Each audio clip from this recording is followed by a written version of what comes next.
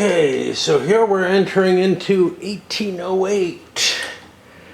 And this is a big year, not just the cards that came in that I mentioned, but there's a fair amount of leaders coming in. Unfortunately, 1808 looks a lot like 1805, and in those dark blue band counters, I may have some things fucked up because of that. But honestly, everything in those dark blue bands is really hard to read. It's just that's one particular case which can happen. So after the initial 1805 screw up where the French invaded Britain, everything's been kind of weirdly aligned, somewhat because of maybe the funny start at the beginning of the game, but a lot of it has to do just with the automatic victory conditions. So Russia and Austria both wanted to take things from Prussia. Because of the French invasion, they were able to make, and the French Grand Army being stuck in Britain, they were able to make a deal with the French over Britain's objections, who was the one who was invaded, right? Because they figured they would starve that army out.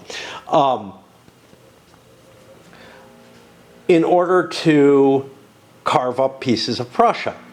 Very quickly, Prussia just kind of gave in and said, fine, fine, fine. You can have Masovia, you can have Saxony.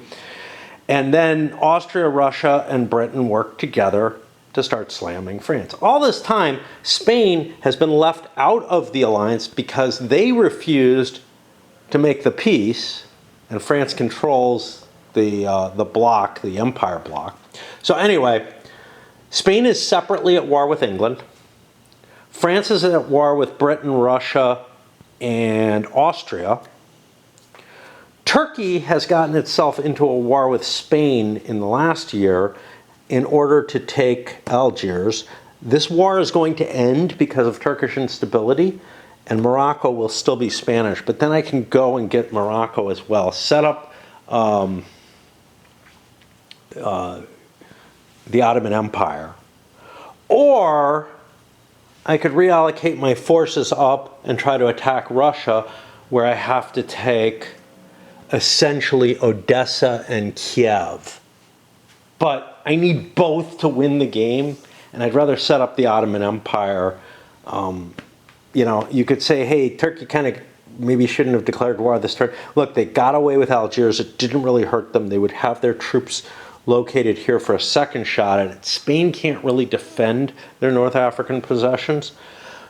There's no cost to losing stuff, though. Like, unlike Empires in Arms or whatever, which has like a constant cost. Every time something bad happens to you, you pay a price. Every time something good happens, you get something good. This game doesn't work that way. It has an automatic victory condition and an end of the game victory point tally, which is what's influencing things. Now, anyway, let's get back to the sort of Central European problem, though. Because Prussia lost things that it needs to win the game automatically, it's now more aligned with France than anyone else. And is probably going to go to war with Russia and Austria now to try to regain its things, and then switch sides again to go to war with France because it is required to take Paris to win the game. This is actually an interesting situation. Austria, I don't think, has everything they need, and they're also kind of on the ropes. So I'm not as worried about them. But Russia has everything they need except Paris. If they take Paris, they win the game. Oh, I think if they take Constantinople, they could also win the game. So they don't actually have to be at war with France. Again, why Tilsit kind of makes sense and whatever. But as of right now, we're in that coalition at war with France. We don't want to spend the victory point in case the game goes the whole way. And we actually have a nice big double army within, you know, almost sort of striking distance of Paris. But I can't just like grab Paris and say that's good enough. I've got to have a supply line there, which really does mean that I have to beat the French army. But it puts like Austria in a weird sort of position. We don't really want to win this fight. Right? And England in a weird position as well. They don't want Russia to gain this thing. So it's like you're working against the people in your coalition things like that kind of excite me, but it doesn't align with the reality very well, in my opinion. Situations that are going on in Italy, Massena has grabbed some of the territory back. France would really like to defeat Austria at this point. We could reestablish the Kingdom of Italy, perhaps contrary to the rules or whatever. We had a couple of recent changes of territory as well. Thuringia has been added to France, and Saxony is now a French minor ally. Like I said, Algeria got switched over to pro-Turkish. I don't know anything else to say. I'm just kind of capturing the end of it. It was a kind of exciting year last year in the game, and I think this year is going to be too. The fluidity of the alliances and everything that the automatic victory conditions cause creates an interesting game situation. Just one that doesn't feel very historical to me. And, you know, when you put it together with all the other problems in this system, even in the base land system, which is the thing that I'm most impressed with, but even the base land system has enough flaws that I'm kind of not that thrilled about it. I think if I wanted to work with a game and try to make it work, it would probably be War and Peace. Because War and Peace has this concept of you don't have huge fucking stack armies being basically immune to attrition as long as they're in supply. War and Peace forces you to take attrition on all your stacks. Which means, yeah, you might have stacks that you have to take attrition officially in, but they can't possibly suffer it, so they're okay because they're small and all kind of other advantages, or the French, Russians, whatever. This game allows you to move like a double or triple army stack, and as long as you keep it in supply, you're never going to have to roll an attrition roll. And that just... You got forces that are just too big moving across the map together in a way that, again, it's not that historical. The forces did spread out. They did take different routes to get places. And you see a lot of that in the Zucker operational games. And I just don't feel like this is giving me that sort of operational view that I want it. It's feeling a lot more like the combats in an area-based game, like Empires in Arms, or like Napoleonic Wars, or Age of Napoleon, Napoleon against Europe, whatever. It's just feeling like the hex grid isn't really doing me that much. Yeah, there's some funky shit, like where I had to spread out to do stuff. But for the most part, the game is just not holding it up as far as as far as I'm concerned. Somebody tried probing my credit cards, one of my credit cards again. I think I've locked them out of doing that, but they weren't able to do any damage yet again. The first time they did damage to me without any advantage. This time they set up another payment bank. I think they could have actually, if they were able to do that, I think they could have actually transferred money to that bank account. But I'm not positive. But they did transfer money to one of my other payment accounts, and I never set things up so that I could make cash advances to that. So I think I got kind of lucky in catching it, but I managed up. Now, something I wasn't able to do before, to change my password on that account so that like the compromised one no longer is available. And if it comes down to, hey, they only cost me $5, I'm okay with that. You know, that's cheaper than getting a phone to try to dispute the transaction. Although I may have to get a phone anyway because of inheritance stuff that's going on. But anyhow, yeah, loss of Skype really hurt me. Ooh, I think I completely forgot to do this. Like I set these up and I think I just forgot to roll the hit on the Brits. Oh well. Though there would have only been 2, not the 4. That's why I had it set up the way it is. But I think the fact that they're split up indicates that England had a few too many bucks. C'est la vie, okay? It would have maybe meant they didn't buy a navy and bought other stuff or bought a dummies or something, but I really don't care. All right, I think that's enough of catch up on this one. Probably not going to play again today because I got to go to dinner fairly soon. I'm going to have to walk there, and it takes a couple hours. And while I might get a lift home or something, I don't know, I'll probably, I won't have the same sort of feeling of, ooh, I've got something planned, I must play game and get caught up with it. I might come up and play a little bit, but I was actually hoping to get started on the economics, but screw that, man. It is Friday, relatively early afternoon, maybe close to 2 now. Dealing out the cards, let's take a look at what people got. This is France's big pile. They have the Landwehr. It's a public. If Austria and Prussia have been conquered by France, each receives 3 different infantry steps during every successive spring budget phase. And that's a public event. I have to play it. Now, I think that just takes effect and becomes a thing that once Austria and Prussia have been conquered, both of them, each gets the Landwehr. Fine. Soldier of Fortune, this is the Germany card. And then the Papacy. Spain or Austria gets a +4 diplomacy bonus for 1 attempt against 1 neutral minor. Bavaria, Venice. Okay.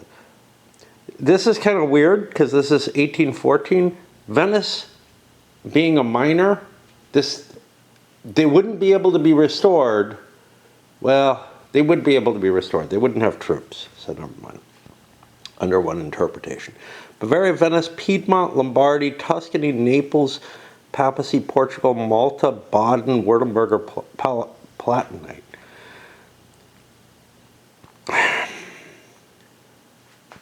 The problem is they have to be neutral for this to count. So like Spain couldn't use this to win the game by seizing them from, by seizing Naples from Britain. Seize Naples from France, conceivably. The Brits, oh, let me turn the public up because we're going to have to play these. Now remember, it's 1 per coalition for the publics. Serbia, Russia deploys Karagog. Wait. Oh, so now this is weird. The Landwehr goes away in 1814, I guess. I don't know. Or maybe there was an intention for there to be an 1815 scenario, and it's just not put in the deck. Yeah.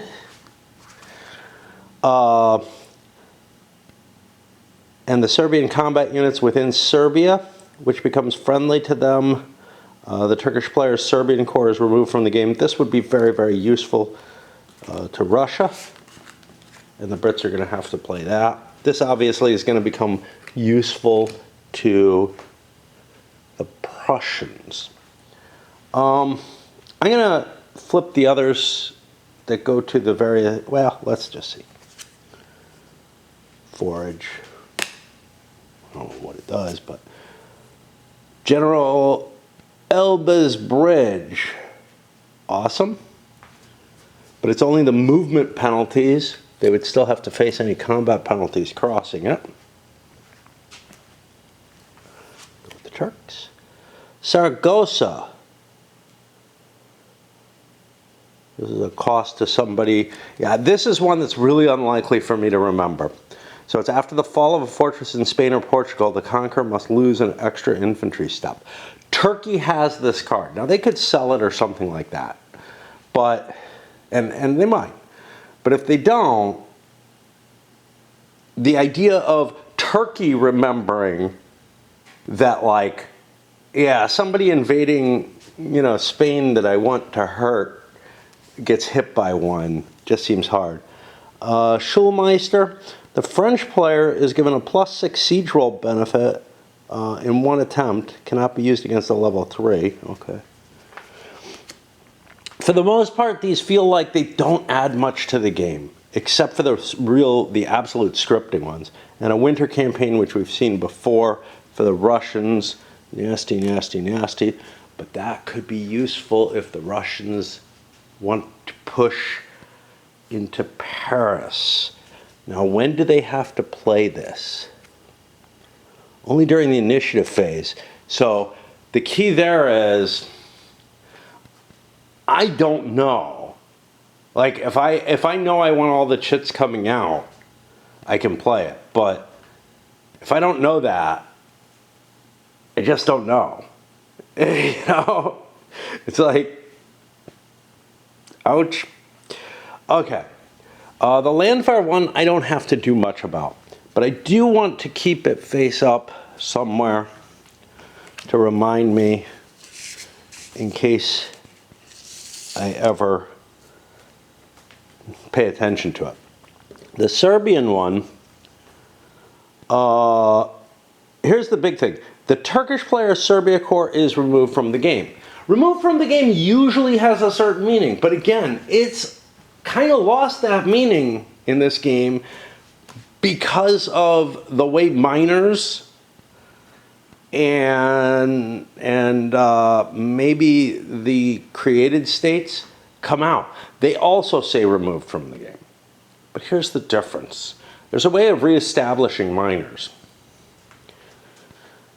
When these guys are, do they say permanently removed from the game? See, if they said that, it would be clear. It would be fucking clear.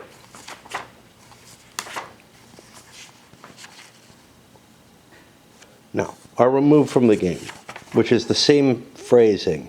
At the moment, Italy, all Italian units are removed from the game. And there's no, it can only be created once or anything like that. So, you know, removed from the game is fine. Something might bring it back to the game, conceivably. But yeah, now we have, I guess, an anti-Turkish-Serbian revolt. I'm not sure what it can do. Like, if it conquers Serbia, what happens?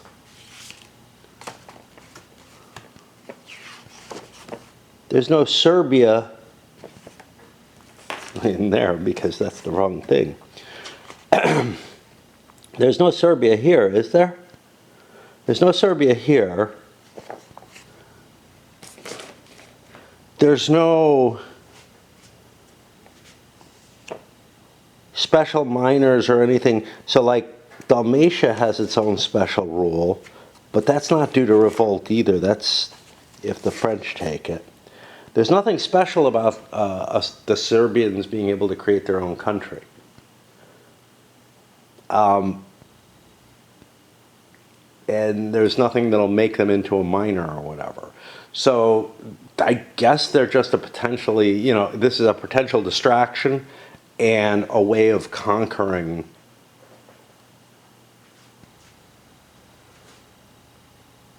Sounds back there. A way of possibly, you know, allowing, you know, a country that's at war with Turkey to drop a conquest on them.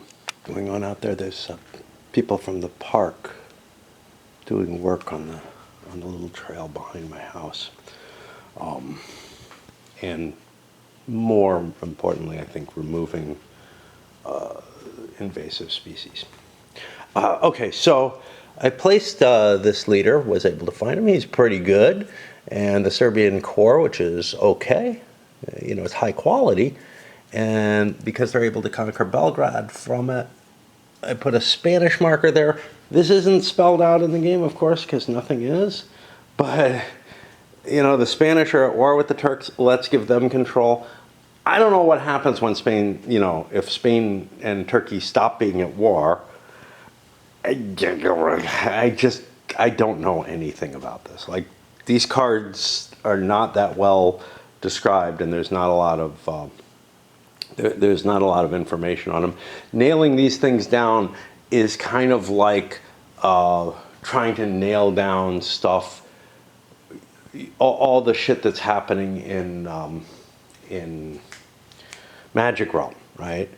If you wanted to get a complete rule book that handled all these different cards with special political events and everything, and you see other games that try to do this, but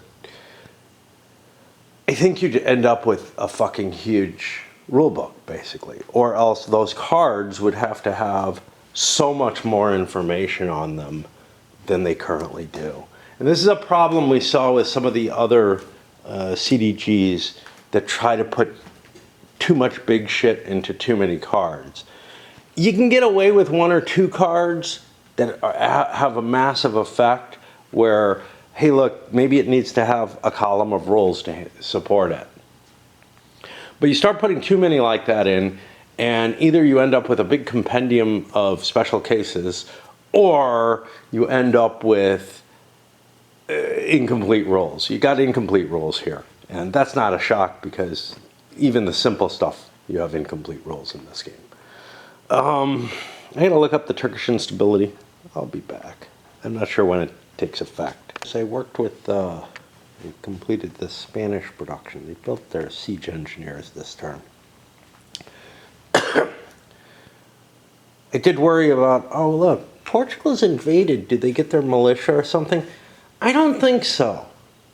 I think the only way they get it is in a Spanish liberation war, if there are enemy troops in Portugal, which is a weird sort of situation. And it's like, Spanish instability doesn't feel like instability so much as rejecting Joseph Bonaparte and French domination. I really don't know. It's a weird term, and it doesn't feel. The one thing it allows the Spanish to do is to break an alliance if friendly Allied troops are in their territory. Well, friendly Allied troops aren't going to be in their territory. They can do it off the Dos de Mayo, too. But, well, they have to. But, you know, it's just fucking, I don't know, it's this weird kind of scripting that doesn't really work. And scripting is heavy-handed anyway, so it's like, wow, you're making this game not work even more than it didn't work before. Anyhow, going on to the Turks, they're going to have to figure out their problem. I don't know whether or not I'm going to be at war. The Turkish instability is a 50-50 chance of ending wars. It doesn't automatically do it. A little bit about this Landwehr card, because I just did the Prussian production. I'm working my way through. Prussia's built up its entire force pool. It just built its guard cav. That's all it had left. They got a shit ton of money, whatever. The Landwehr were not merely oh, we can raise up our troops a little faster, and it increases their manpower production, I think. Each receives 3 additional infantry steps during every successful spring budget phase. I don't know if that can include guard infantry, which is sort of the opposite of the Landwehr. The reality of the Landwehr was opening up the manpower pool, right? That's what really happened. And in a sense, you kind of get that with, you get 3 extra steps. But what you don't get is the fact that the Prussian army grew in size. There should be a bunch of shitty, cheap, essentially militia quality units available to them at this point, and they get them for free. Not they can build the guard infantry back up every time they lose it using their Landwehr. It's really not appropriate. I also noticed the Freikorps aren't in here either, but anyway. I think I'm going to break for a bit. I made it through most of the production. Well, not most, but almost half. And that puts it on the Austrians, so I can put them here. Let's take these French off there. That's just confusing right now. I gotta check some leaders. I did Spain's, I think, but, or no, I did Turkey's because I had to replace the Sultan. Funny, I have considered volunteering to work with the park crew and whatever. But then I think to myself, I can't even keep my own yard in order. You know? The truth of the matter is, I'd be committed to going and I'd actually do it, and it wouldn't be the same as like, oh, I should go deal with my own stuff. But it feels so stupid. Like when there's stuff that I can't keep up with on my own when I'm not taking these extra responsibilities on, the reality might be I might actually be more willing to do shit. But it's just impossible for me to make that decision because it's so illogical, like in terms of, well, you know, obviously I should be doing what I want to do during the time that I have, right? So it doesn't make sense to trade away some of that time when I'm not getting the things done that I think I need to do. I don't know. Hitting other considerations as I look at the Austrians. Yeah, they're going to get their money. They've been being beaten on. I can actually probably afford to buy the forces of Austria. You got two Gyulai generals this turn. Neither terribly impressive or important. This brings a light between the economic considerations in, let me just say, the three games I'm most used to in the Napoleonics, which is War and Peace because I played it a lot way back. This because I'm in the midst of playing it in Empires and Arms. In terms of how the economies of the nations work. Empires and Arms does not have a force pool limit. It has manpower limits, like this does, for how much you can produce each turn. That leads to a nation able to stay in peace, able to build an extraordinarily large army, maybe too large. And it's something I think this game gets right. War and Peace has a force pool limitation that's absolute, and it can grow and whatever, much like this one is. It feels a little larger, maybe, I'm not sure. And it does have the equivalent to a manpower limitation in that the number of cities you have, the number of production cities you have, are just what you can produce. And now this one uses something that's very similar to, in effect, to the War and Peace one. And I think it's the better choice overall. But I feel like maybe the manpower constraints are a little too small. And of course, the Landwehr thing feels like bullshit to me. Like, it should produce more units. It should increase the force pool when that goes into play. But yeah, that's actually a big flaw in Empires and Arms, is that financial considerations don't really matter all that much in this. What am I getting to? No, in Empires and Arms. So your manpower limitations do prevent you from building too huge an army really quickly, but they are the only constraint on you.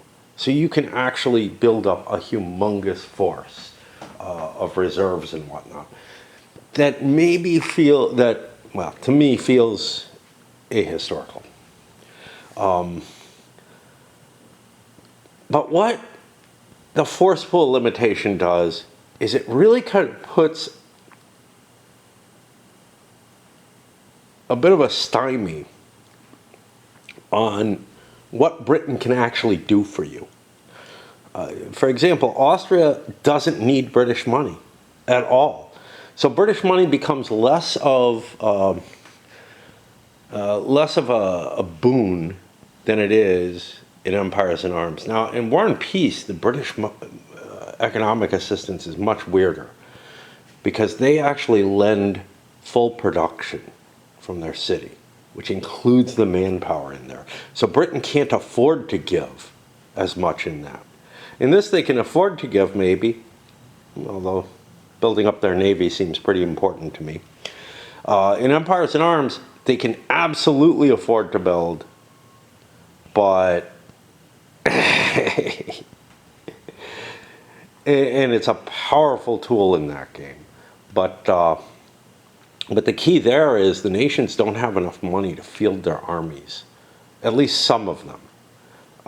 Russia, for example, Prussia, Austria, all of these need financial additions to build the decent units that they want to build using their manpower. So it's kind of a neat thing. I think the production is actually best handled in this, but I feel like the British are being cut out too much, and that the coalition allies probably should have a little less income than they do. Or else everybody should have to spend more to operate their armies. Because that's another thing that doesn't really happen. You don't have to spend anything for supplies themselves. The supplies come for free. You know, all kind of stuff like that. And I'm thinking something more like EU, where you have to pay to actually move your units to some extent. Marlborough does that too, doesn't it? Not sure. I don't know. Find myself doing is dancing around trying to deal with the economics of the thing. Look, the amount of money that Austria gets here in the 1805 scenario includes what they already own in the 1805 scenario. Well, what's that? I tried adding Venice and Lombardian. Well, Lombardy and Romagna would have been added as well, but both Lombardy and Romagna have been seized, and they're not going to produce their money. So take them away. Venice is already included, and I think I screwed up last turn and gave Austria the Venetian money. This is, you know, basically what you have to do to figure out what the difference in their money is from the starting point in the scenario is look through all the provinces that they don't own anymore. So actually, they lost Venice, so what they should be getting is the 1805 scenario, Austria 67. There's no baseline, right? That's the problem. There's no baseline value for the countries listed as to where they started in the, you know, as to what they have just from their home country. So you can add their home country values to anything they conquered. So that would still be problematic with the representation. So the 1805 actually is 67, not the 75 that I gave them here. We'll put them here. That makes them a little weaker. But it's worse than that because I lost other things too. And so I kind of have to scan through this whole thing and on the 1805 column and look for anything that's included as Austria. And I'm worried in particular here at Thuringia as the particular thing because I know that fell. But that may have been, it's not the only one I'm worried about, mind you. So Thuringia was Austrian, but it was a minor country, which means it didn't produce anything and couldn't generate anything.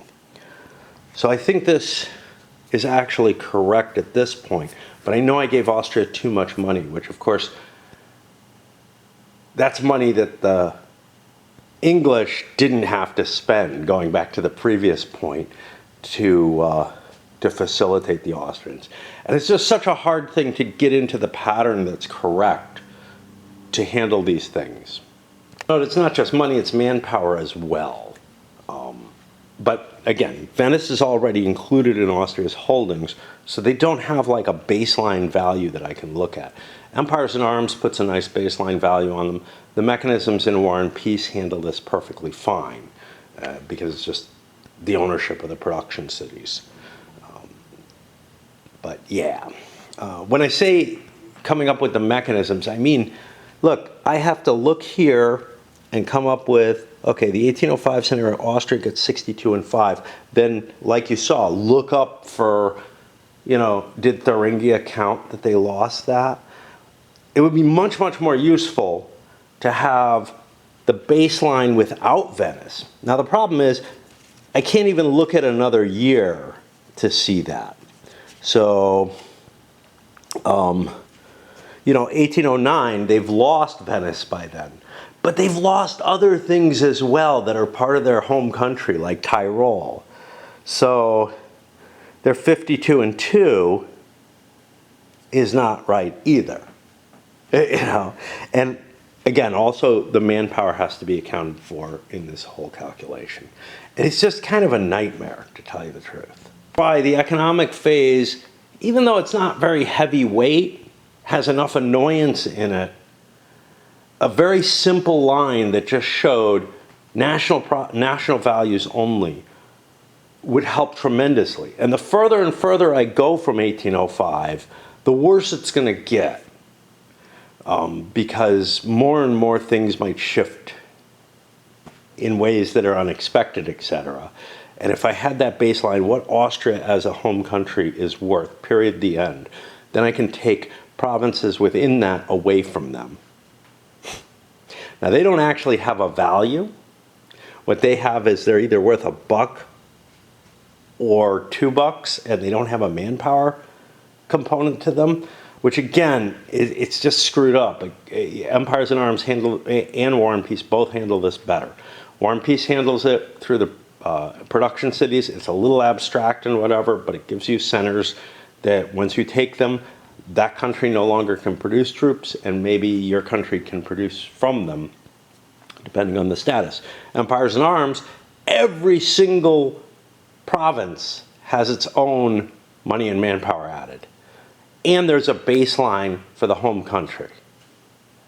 So if you add something, you know, if, say, Austria starts with Venice at the beginning of the scenario, you look at the baseline and you add Venice to it. And it's all very easy because the conquest markers are the only thing you have to really look at, not, hey, who owned it before and whatnot, because here you're using these stupid control markers for everything.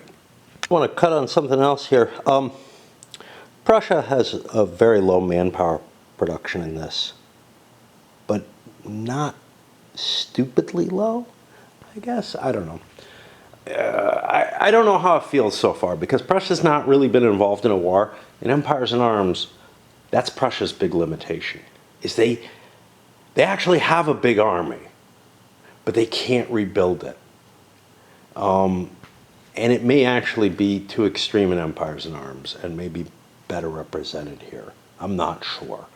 But, you know, the thing is, like Austria or Russia, if their army gets destroyed, yeah, they don't have the money to rebuild it, but they have the manpower that they can get it back relatively quickly if Britain funds them, or if they just build lots of militia or something, you know. Caught a couple of interesting situations. One is these Russians were out of supply. Okay, but that's all right. They moved.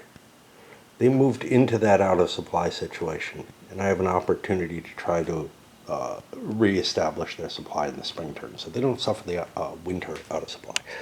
But these guys did not move, so I've got a 3 detachment out of supply that I should have handled. Now I'm using one of the Russian dice, so I'll just use the Spanish for this. So that'll be winter at +4. +3 there, +7,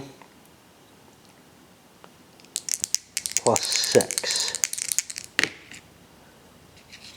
That will lose me one of those detachments. See any special rules on Cossacks either during production or in the special units area? Now I know that they are sort of special in that they have, I mean, they're 1-step cav, but they have a, and pretty decent actually, +1 on them if I'm reading that right. Interesting. And they have a 2 initiative unlike everything else, which sort of has a 1. I don't know how much difference that makes. In particular, I was looking at, do I have to produce them within Cossack territory? I don't think so. They have special rules both because of their initiative, but also stacking limitations.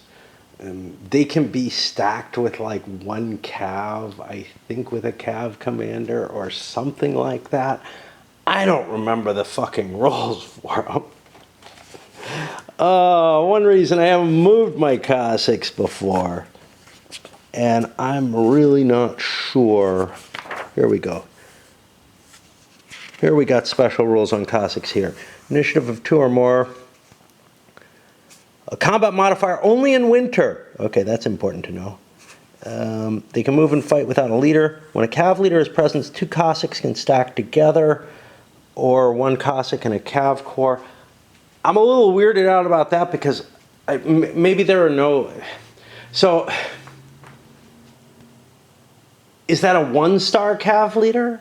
Or is it, like, are there any 2-star cav leaders for Russia? Here's a 1-star. I don't have a lot, but there are 2-star cav leaders who could normally command 4 corps. Does that mean... I don't know what it means. You know? It's like a full cav corps and a Cossack is 3 steps. Are they a free step? What do they mean? You know? I really don't know what this whole rule is. I kind of feel like I should just...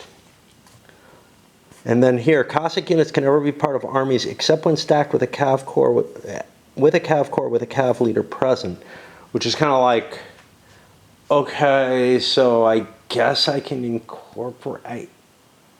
And are they limited to 1 per? There's no limitation on cav being in an army, like how many you can have and stuff like that. Am I allowed to match each cav with a Cossack? What's going on? It's all very vague and and not really helpful. But I may end up starting to move some, because I don't have enough there to stop Turkey,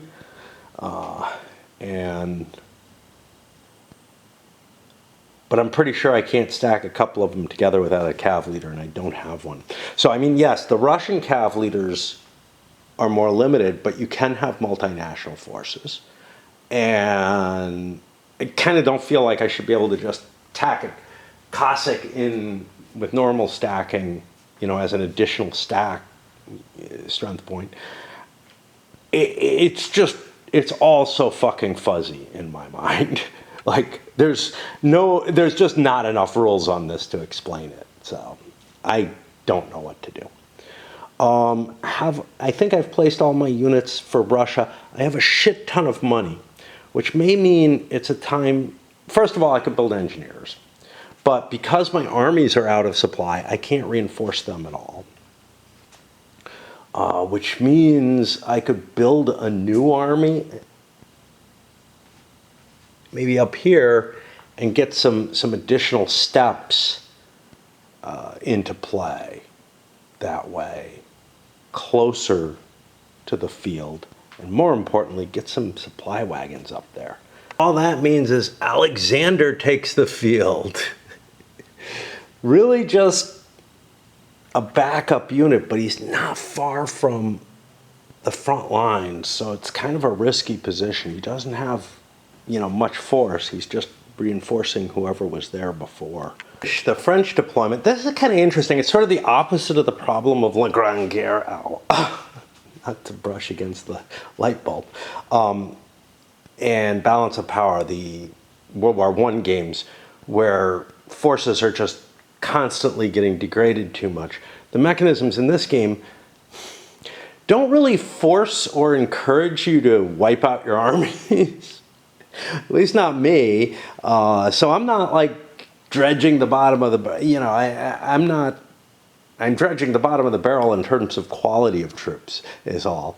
But anyway, as I get to the British economy this time, and it would have been possible for the French, very, very likely, to have done very little to the British money last turn with the Corsairs. But this time there were 4 Corsairs in the box. Got a big roll. 40% of their trade is gone. That's going to put them in a kind of a problem. Now, As the English start getting too many fleets, putting some into escorts makes a lot of sense. And I'm kind of at that point now where in the next naval move, I think I'm going to start shifting fleets into escorts because I've got too much worrying about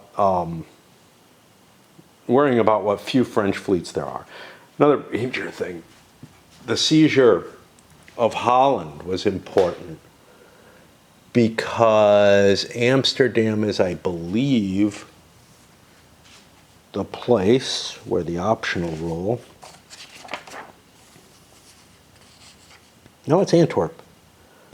Well, cheat. This is 1808. Okay, so yeah, I actually get another French fleet up there.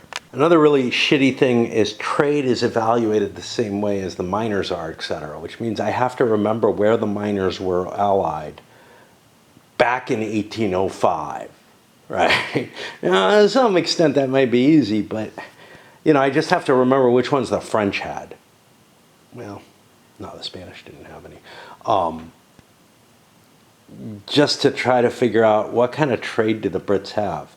Now, with Spain not part of the coalition, they're at war with England, so they actually don't give money to England either. Enhancement that I think would help with this game is if there was a reserved manpower pool. So that you could build units partway through the year, and also, if your force pool got reduced too much, if you fight a major battle and now your once empty force pool is recuperated, you can bring units in.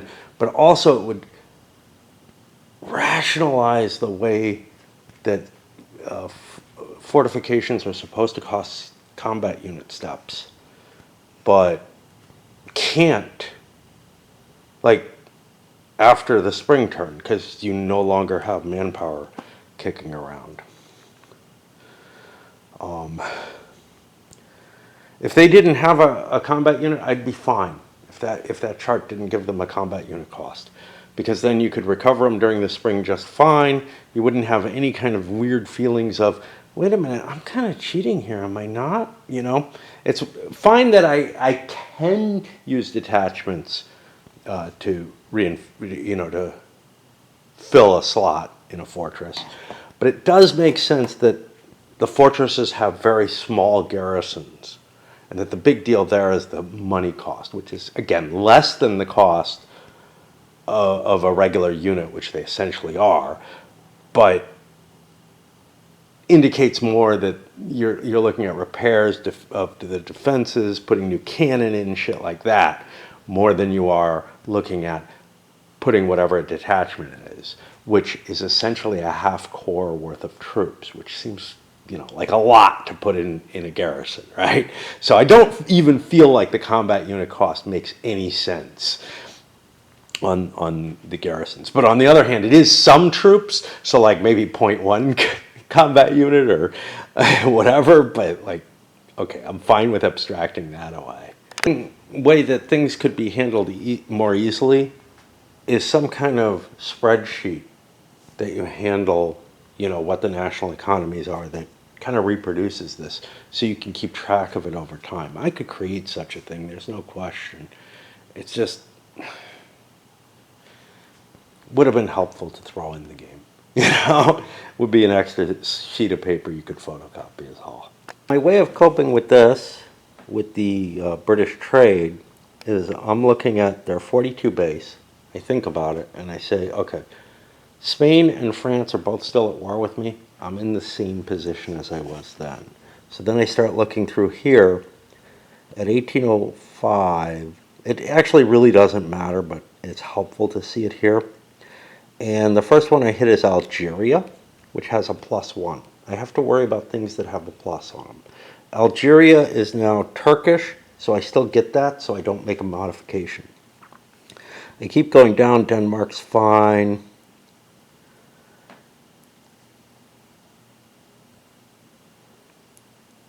Now, one of the problems I have to worry about, Holland doesn't have this, but over here it has a +3. Holland is no longer opposed to me. So I went from 42 to 45 because Prussia gained Holland. And I've got to do this with everything. Hanover would be another one. But Hanover has no trade. It's so hard for me to believe, but yeah, it's because the Hanseatic League. Okay. And the English establish the Peninsular Army, putting Wellington down there. Switch more up to the Anglo-Dutch Army, which is just the Army of England, I guess. Gives me a better commander. Put some stuff. It's not a big army. Maybe I want that depot there too. Don't really need it. I can always buy it during a reinforcement phase if I need it. Built a couple more fleets. I'm going to start hunting the Corsairs. They're doing too much damage. You know, they dropped me down to like 25 bucks of stuff. And that's going to put me up to the diplomacy phase. I think I'm stopping there. It's not... I've got over an hour before I head out for dancing, but I just don't feel like doing that step at this point. Here it is, pretty late, 11 p.m. on Saturday. Oh boy. It was a really, really hot day, and I slept and fucked around on the computer mainly. Might end up having to put this on hold and play something down the basement because this whole week is supposed to be up in the 90s. Plus, though, I was also pretty banged up from dancing. I took a fall, something that doesn't often happen, and I don't even, like, I tripped over something, but I don't know what or who. Nobody seemed to have been tripped over. All right. So we're on the diplomacy phase. Let me think about Prussia. They're the big question here. Oh, I should roll, I guess, the Turkish instability situation as well. This happens sometime during the next diplomacy phase. Who knows? But I feel like Turkey should have the option to figure out their situation. They can always just go back to war. So they have ended up at peace with the Spaniards. This might not be the best time to go to war with Spain, but then again, I don't know. I've got all my shit down here. I think I'm going to want to just reinstate the war and the hell with it. Unless there's something that prevents me from going back.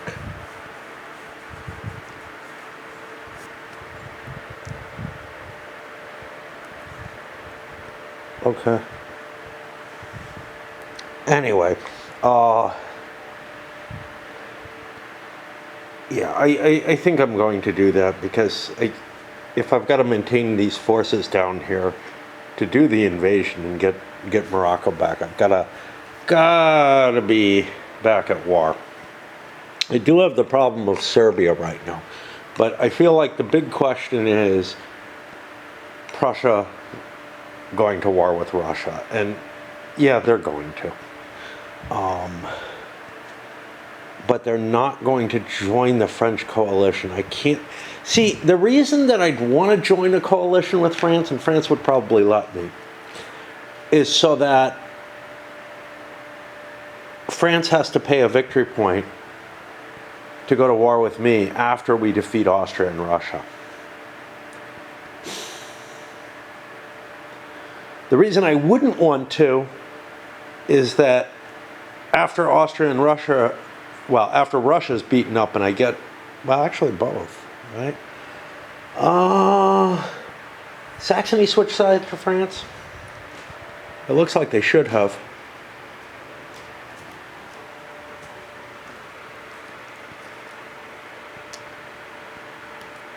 Yeah, I got Saxony over there. I just haven't removed these. Yeah. But yeah, so did I not build Saxon troops? I did not build Saxon troops. during the recovery. Okay, I should get their troops up there too. But yeah, I mean, I'm gonna have to go to war with France eventually. Do I want to pay the victory point cost? France doesn't really care in some ways. I think it's hard to tell. It's just like this random, like, see, this kind of thing feels like the glory type things that happen in Empires in Arms or in EU, where it's like, yeah, everything you do collects you positive or negative victory points based on, you know, what your situation is. So like this idea of breaking an alliance costs you victory points. Why would it cost you victory points if you're just worried about your end state situation? You know, general view of trustworthiness, I guess. I don't know. But it does feel awfully weird. I think I actually get more protection by joining the Empire Coalition. The Spanish do not feel terribly desirous of this, because once we take Britain down, we want freedom, and France doesn't really have any goals except for the imposition of the continental system. Which, is it there or not? I mean, if Spain's at war with Britain, they are in the continental system, essentially. So yeah.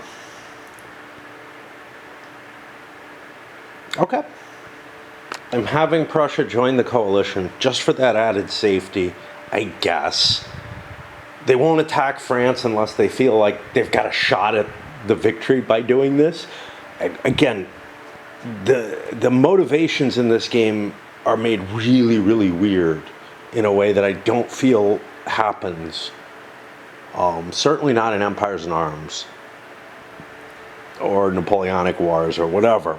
Anything else, it feels like the diplomatic motivations are just really fucked up in this because of the auto victory. But yeah, Prussia has joined the Empire Coalition. Get off there. I don't know what that is, but I didn't want it. And I have to declare war not just on Russia, but on the entire coalition, regardless of whether or bloc or whatever, regardless of whether or not I join the French coalition. A country like Britain or Austria could actually bail out of their bloc at a cost of a victory point to prevent that from happening, but there's no real reason from anybody's point of view that they'd want to do that. A little peek at something. So the Prussians have a fleet they could have built. They have enough money to build the fleet because they had absolutely nothing to build. But here's the problem. If I'm at war, I'm going to want to buy garrisons. That fleet doesn't do me shit.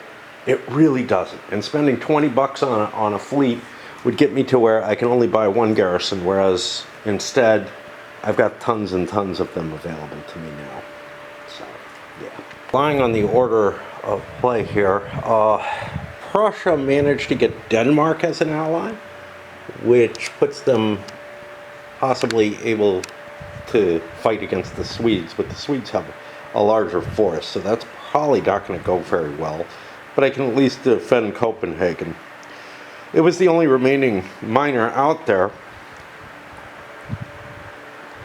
After that, Austria, Prussia couldn't do this. They would have loved to do it, but they're not part of the coalition. But Austria is officially part of the coalition.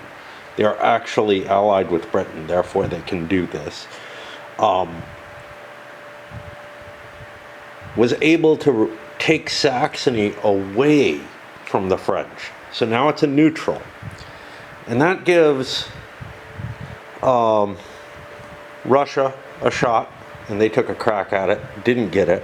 No one can take Denmark away from Prussia. It's only, you can only take things away from France. But now France and Britain get to go for it. Britain probably doesn't want to. Why would Russia want to? They need a supply source up here. It's basically what they want. Although it would probably fall very quickly. But Britain has really no use for just gaining Saxony and bringing it into the war, and they'd rather other people fuck around with it. France has shit tons of money. What is it, $2 for each +1, and you can do 2 of them, I do believe.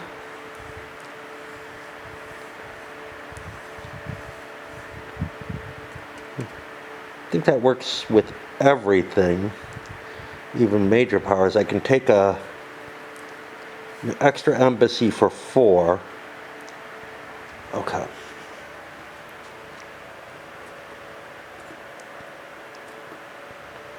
So we'll try to regain Saxony, get them back in there. I don't remember what the modifier is. I think it's a +1, so I need like a 9. I'm pretty sure it's not a +2. +1. Now the question is, do I want to pay another $8 for another shot at it? Did I go in the wrong direction? I think so. $8 is a lot of money, but I don't really have a use for as much money as I have. But I think I'll hold on just to see what's going on, because is there anything I have left with France that... No, France is all bought out. Yeah, so I can't actually buy anything with France, and I don't think I can buy fleets, because you can only buy 1 fleet per white port that you have. And the only way to keep track of, where I'm building fleets, well, first of all, I wouldn't have enough money. But secondly, you can only keep track of where you're building fleets really during that initial thing, because there's no way of marking where you've built them already. All right. So that's going to put me down to create the initiative pool and activation phase. I don't think anybody wants to throw two naval chits in. So I'll just create that, and I think I break there. The diplomacy phase is a big enough thing, right? Through players' cards, I do this kind of regularly to remind myself, and then still never use them. Saragossa. Yeah, for whatever reason, the Turks have a lot of Spanish cards, but they have the Dos de Mayo. Playable if the Bayonne Trap has been played or French combat steps are inside Spain. Spain immediately becomes a British ally and a war of liberation begins. This feels problematic to me. I'm not sure. Ow. Wow, my hip hurts. I don't remember hitting there. It might be just from dancing on previous damage up there. But anyway, what I'm thinking is, look, right now, Turkey and Spain are at war. Spain is on the Empire side, essentially. They're using the Empire chits. They're not actually part of the bloc. But if this were to happen, right now I think it would be okay, because then they would become coalition. This would become aligned more with the Empire. But if there are actual blocks involved in everything, it's going to throw it into kind of a case where you're going to have to, again, make up rules to make things work. Yeah, it's 1 card, but again, it's just like not much thought was put into anything here. I'm going to start pulling some chits. It's Sunday morning now, barely. Got a coalition land 3, and we've got the Turks. It's spring, so, we're under some potential rush, although it's 3 winter quarters to end things. But anyway, we pushed forward, moved a depot forward, beat these guys, but to no real effect. No losses on either side. Yeah, that fucking hurts. Wow, that's in a weird place. I'm gonna check for a bruise or something. Anyway. Wondering if I got kicked or something. I don't remember anything happening. But as I moved the Turks, I was reminded something. The other guy who's played this a fair amount and has commented on it was mentioning in response to where I was saying the militia having a -1 on them doesn't matter. I'm actually wrong there, according to him. I haven't looked it up. I'm just so tired of these rules. If a single unit is alone, let's find it.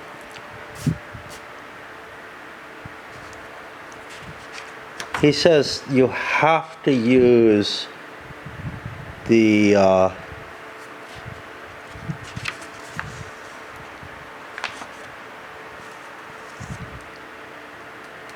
combat modifier.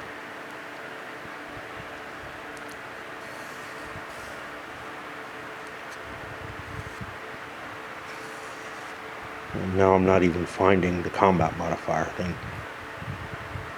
Oh, here we go. Lead assault. You may designate a corps as lead assault whose combat modifier applied. Subordinate leader. Yeah, here we go. When a force contains only one unit, that unit's combat modifier is always used, even if this is negative rather than positive. Which is really, really weird. It's like, I could have 2 militia in a force, and they will not cause a -1, but a single militia alone will. Just so fucked up. And I mean, you know, obviously he put forward various options, like you could always require that someone pick one, you know, a unit as a lead unit. That would fit more along with how games normally handle this kind of thing. A lead unit type thing that you must choose one. It's just so fucked up that you only have to if there's only one unit. It feels like that's their intention, you know? I mean, of course, maybe means must. You know, again, I don't trust the rules, but whatever. Anyway, I'm going to go on with the rest of the coalition. I also looked at the Brits considered moving Wellington down to start the siege while the army's away. The cat should play, right? Yeah, but basically to have an equal force that I could actually siege, I'd have to leave the depot undefended, and the Spaniards could potentially cut my supply off. So I don't want to do that. And there's nothing else for the Brits that they want to do. I've got to consider the Austrians and Russians, which is the bigger, more complex problem. Something of a conundrum here, because this Russian double army is out of supply. Now I can move them down and attack Baden, which I assume is French owned. Yeah. Again, you know, control markers on countries make sense, but like the mixture of like provinces, I don't, it's ugly for me. In order to move these, I could move Alexander forward a little bit, or one of his depots. He's got a couple of depots with him. That's the main reason this army was created, was to build depots for it. Because right now I've got a chain of supply going into Austria, coming down to this detachment. There's detachments here, then to Alexander, but I'm just short. 1, 2, 3, 4, or 4. Just short of reaching that army. So I'd have to move Alexander or his depot forward somewhere. I guess I could put him under Charles. One thing I was considering was I could move here 1, 2, 3, 4, 5, 6. I wouldn't be able to hit Napoleon with that huge stack, the multinational stack that I wanted to strike with. It feels kind of shitty to attack Ney, but I don't want to let Napoleon be free. But I also don't want him to be able to hit Charles, and I just don't have a great answer. I almost feel like my best answer may be to fiddle around with Alexander and get a three army stack here with the 2 Russian armies and Charles. But then I'm basically giving up any initiative advantage. The French are going to have every opportunity to do whatever the hell they want. Now, luckily, it's not a winter turn. For whatever weird reason, you know, winter is when you want things to happen. Oh, Saxony is no longer French. It's just neutral. I'm not coming up with a good answer for this, though. I settled on giving up initiative and setting up supply depot with Charles, falling back to there. Did I take a control marker? Yeah, of course I did. For Mainz. And then pulling Alexander back to Ratisbon, where he's sort of safe. Plus he's another means, like both of these are producing supply. I'm giving up the initiative, but I think it's for the best. Napoleon might want to force a major battle anyway. He does, no, it's the Turks who have the art of war card. And over here, the Serbians took this. I'm not sure Spain could buy. I mean, yeah, I guess they're minor allies. I don't know.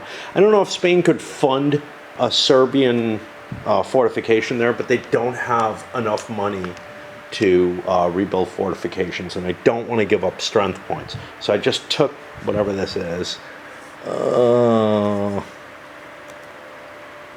Shabais. And I'm heading back to Belgrade as the Turks are moving forward. And I'm fatigued. This just happens. The Empire land for Chit has been picked. And I'm not sure if I want to do something with Napoleon and company here. It's tough because I'm facing a larger force. But on the other hand, Napoleon and all his goodies might be better. It's hard to tell. I don't really like going into battle with less armies, though. But before I make that decision, Massena moved on Venice, was intercepted. That's going to give the Austrians a +1.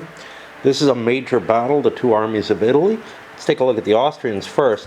Well, the card they didn't take is patriotic enthusiasm. They're not in their 1792 national territory, which is the colored stuff on the board. The borders here. Venice is not part of that. But I took a redoubt, which gives me a +1 for a friendly army. The French had a couple they didn't choose to take, both of which are kind of nice. This just cancels Echelon, which is a powerful card. And it might be worth using just to prevent that. This is a +1 to the die roll. But instead, I have Skirmishers, which gives a -1 to the enemy die roll. There goes that. And a rivalry, another -1 to the enemy die roll if they have too many leaders, which an army almost certainly does. So that's going to put me here. I'll probably come back after results are completed. Finding the whole process of going through this chart, and especially running back and forth across the table, you know, to be exceedingly expensive. There's really not much. You know, even if there were separate cards for the army collections,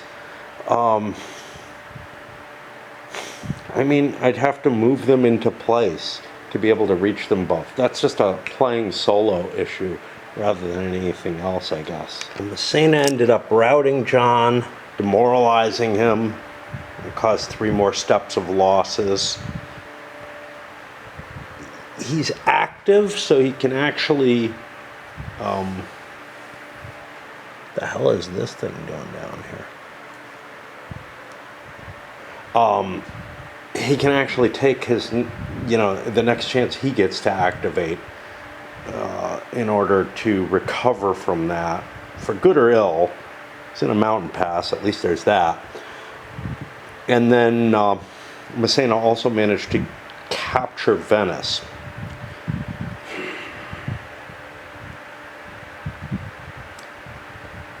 None of the Prussians can move.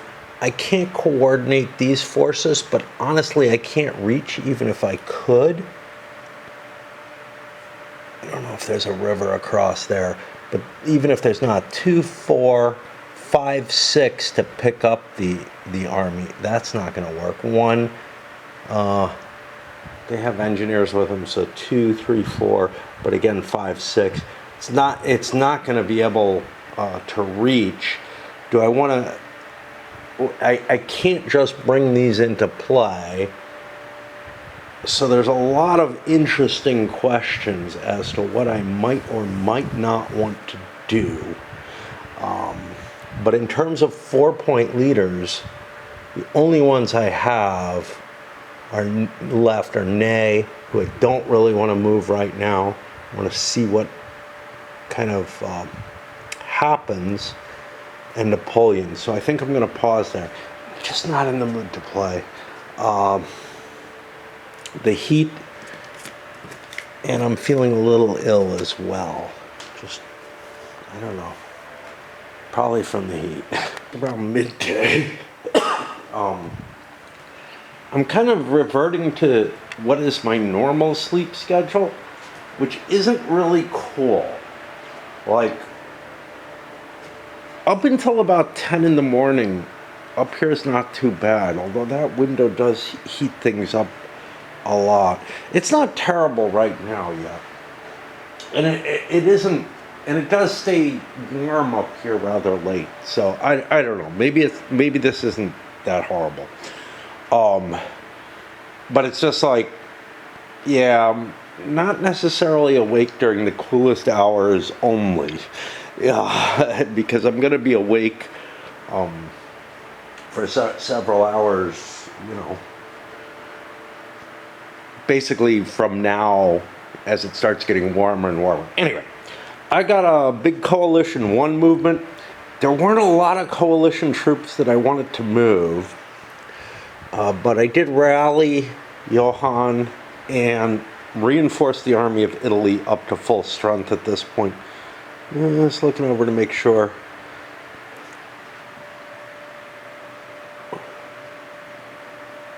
This is that side. That's I was looking and I'm like, wow, those are both facing the same way. That can't be. Put some thought to like the idea of the army of Sweden trying to make a crossing here. I don't think that makes sense.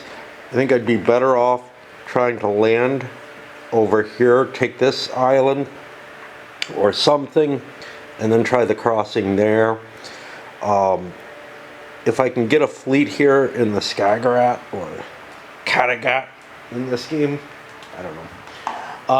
I'm used to diplomacy, right? Then I can keep the Danes from crossing into Sweden, but until I have that in place, I don't really want to risk it. I have a bigger force, but it's not good enough that I'm willing to just, risk Sweden entirely. And there really isn't a hell of a lot else left to move. I guess I could move Cossacks. Sure. Coalition naval chit came up next, and this was actually kind of exciting, I guess. By the way, the French have the card for Germany. I'm not playing it. I don't need them. I'm just going to hold on to it. If I decide I need them, fine. I don't know. There might be something that allows you to draw cards or something, but I've got things I want more than him. So if somebody can steal him, too bad. Okay. So, first we had to clear a way for the Russian fleet. Because we had a fleet kicking around in the North Atlantic, I think, and that blocked off any transit by the Russians. Again, there's something really fucked up about the naval system here. And so I reinforced Wellington, with what I could. Then the Russians came in from St. Pete into whatever the hell they're at here, Lorient, with some reinforcements as well, filling that force up as much, but most importantly, getting it into supply. That makes this a credible threat to take Paris, which could win the game for the Russians. Then I did an invasion of this island, and you know what? I had mentioned before, I didn't think there were any islands that didn't have a port on them. Well, I just found one. This one has a city that is not a port, but you are allowed to attack it as if it is a port. Anyway, that invasion was successful. Now, there are Swedish control counters. I don't know why they exist. Maybe for some scenarios, maybe the Swedes are their own thing. But I used a British one mainly because there's like one or two Swedish ones. Maybe they're already out. Maybe they're not. And I'm not really convinced that, like, nations that there's nothing about minor countries that have control markers having any effect on anything. Like, it's supposed to be the major power that gets control. So I think those are just counters that are wasted, essentially. Yeah, if I found a Swedish one, I would have used it, but I think it's essentially a British one in this case. For example, if Sweden changed sides, you could make an argument that, hey, whatever they captured should come over. Well, if that's the case, then you know what? North Italy has some as well, but there are other minor countries that could switch sides that have reasonable sized forces and don't have controlled markers. And those would have to have control markers as well if there were some kind of interpretation of the rules that, like, you know, this would be Sweden's possession even if they go neutral. If they go neutral, honestly, you know, they would actually give it up, right? Because they'd be leaving the war. It's just a fucked up situation there, and the abstraction of the major power is the controlling one is of importance. But now I have enough forces here that I can actually try to take Lisbon. For this, we got a bit of a problem. We should also have an out of supply marker on these Swedes. I have another depot, but I wasn't planning on this, and this has to do with the sequence of play.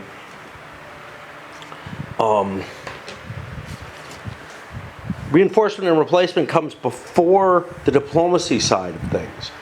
So when Denmark joined the war, actually when Prussia joined the war, but when Denmark joined the war as well as a Prussian ally, Prussia has lots of allies, what the fuck?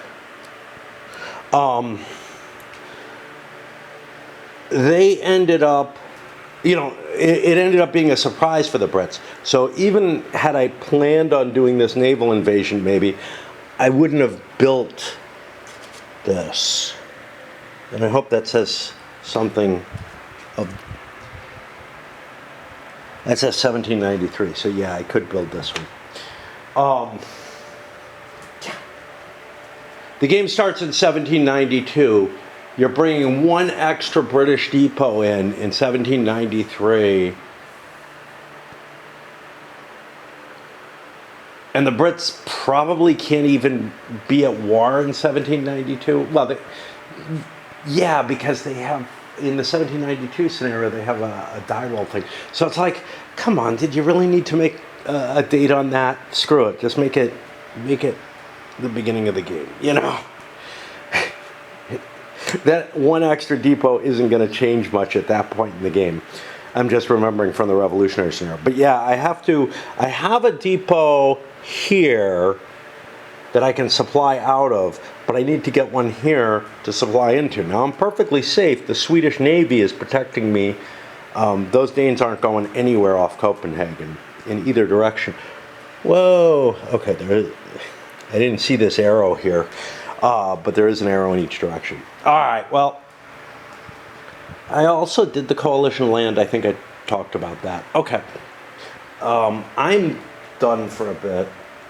Doing a couple of chits, it just exhausts me. And yeah, I'm not enjoying the game. Back up here. We had a neutral naval chit. There are no more neutrals in the game. Could change, but I mean, there sort of are. Like, you know, Spain is neutral in the sense that it's not part of a bloc, but it's at war. And then we got the Empire Land 1, and I did everything except the complicated stuff first.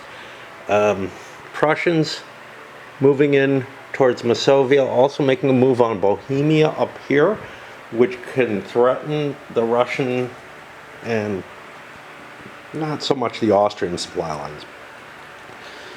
Spain captured Gibraltar, and now their forces are moving towards Portugal. This is the kind of thing,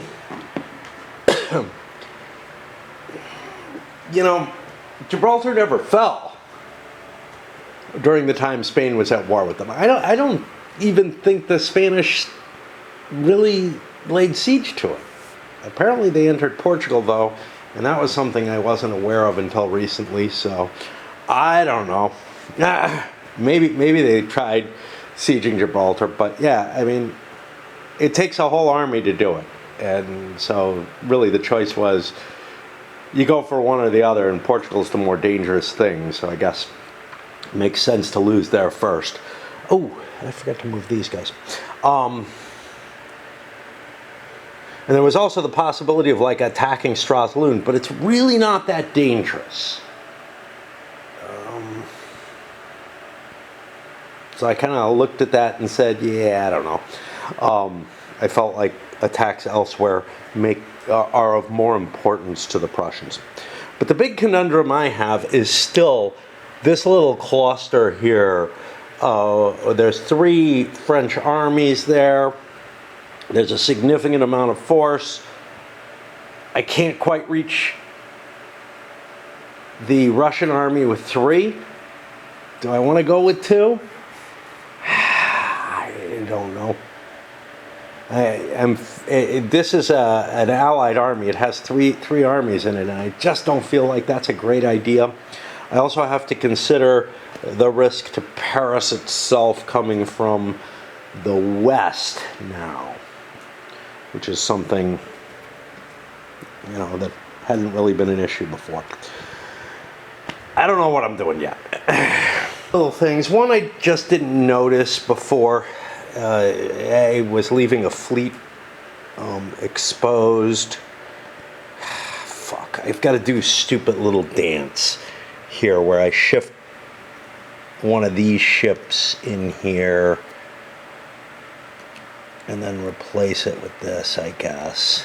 It's just, the naval system is so fucking wrong, as I understand it. But I also made the safe decision, I guess, to collect a full 3 armies with Napoleon here. I've got another little force here, which is intended to try to break up the supply lines. But I also had another error that I made, that I caught, which was the Prussian army here, the Army of the Elbe. I was moving it through Saxony. I forgot Saxony had gone neutral. I can't do that without a card or declaring war or something, and I'm not allowed to do that now. I might, you know, Saxony is something I wish I want to own. But yeah. And I think that's about it. Once again, fatigued.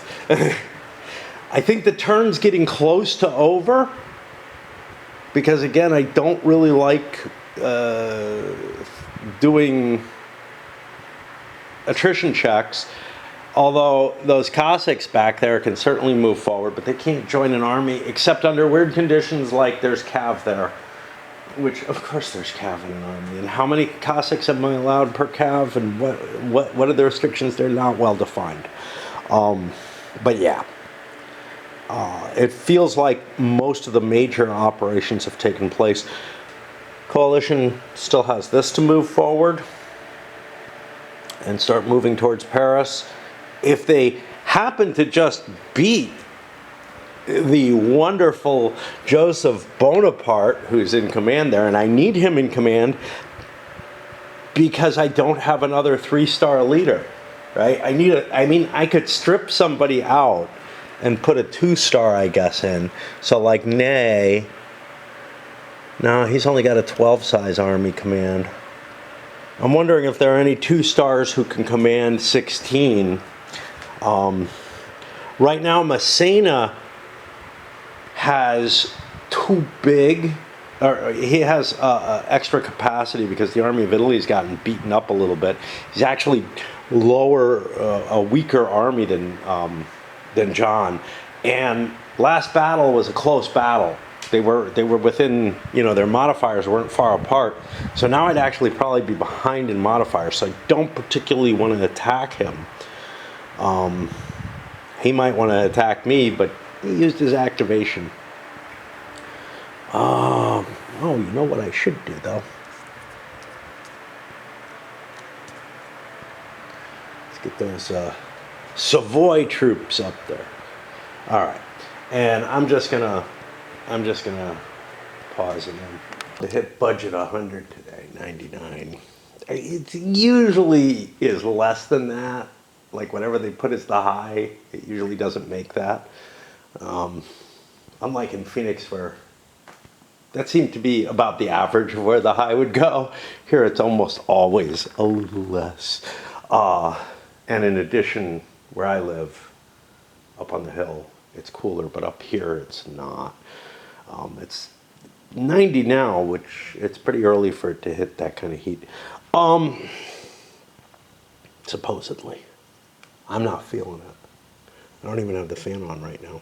I should, but anyway, another neutral. We got the Empire Naval neutral land. Neither one did anything the Empire Naval could have. And then we get a coalition land too. Not a lot to do. I moved some of those Cossacks. I also started a siege of Nantes because part of the problem is this is an icky area. And my only route to get my supplies all the way to Paris is here, here, and then here. So I got a lot of effort to start making that threat real. And by the time that is underway, Russia may have lost Warsaw,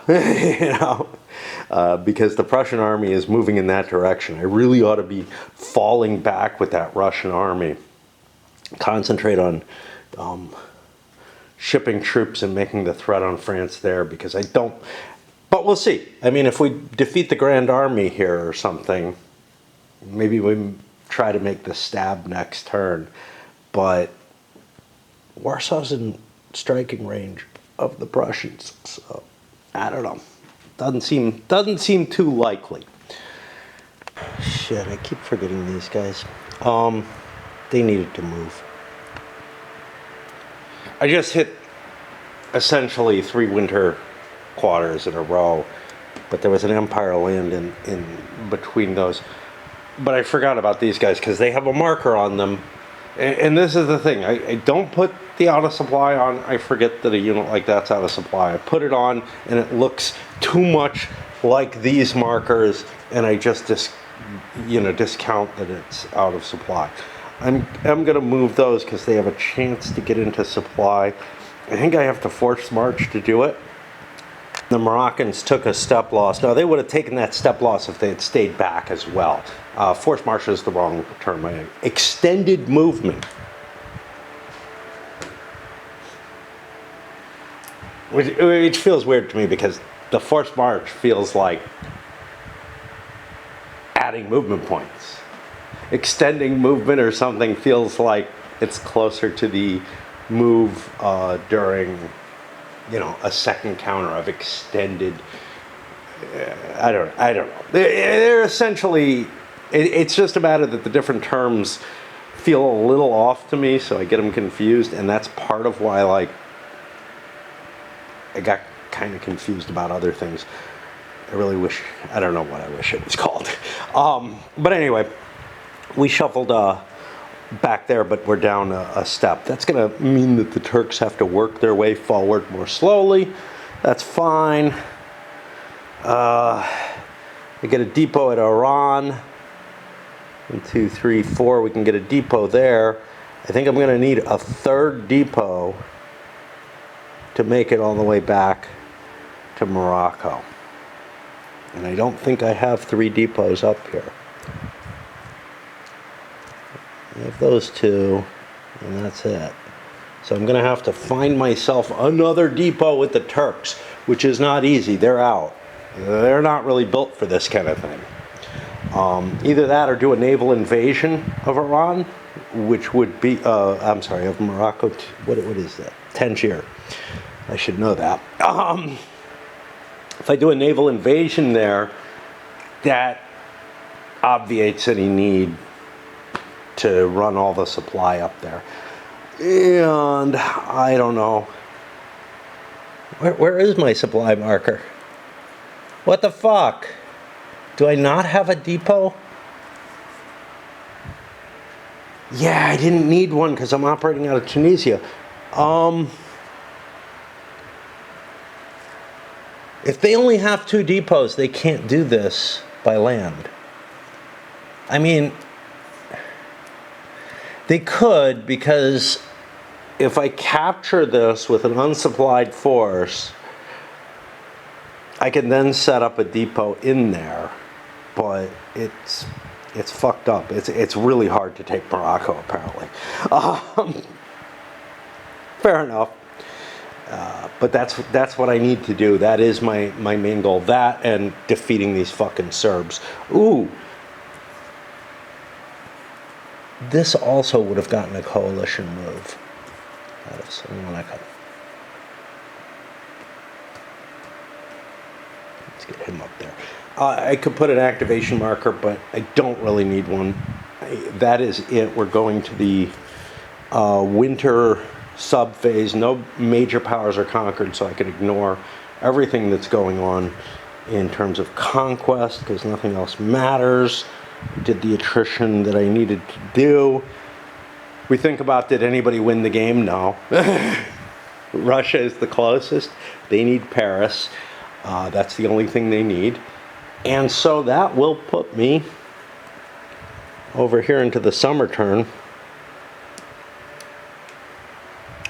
Got fair amounts of money on 3 of the nations, actually, that had their whole armies built up and nothing else to build.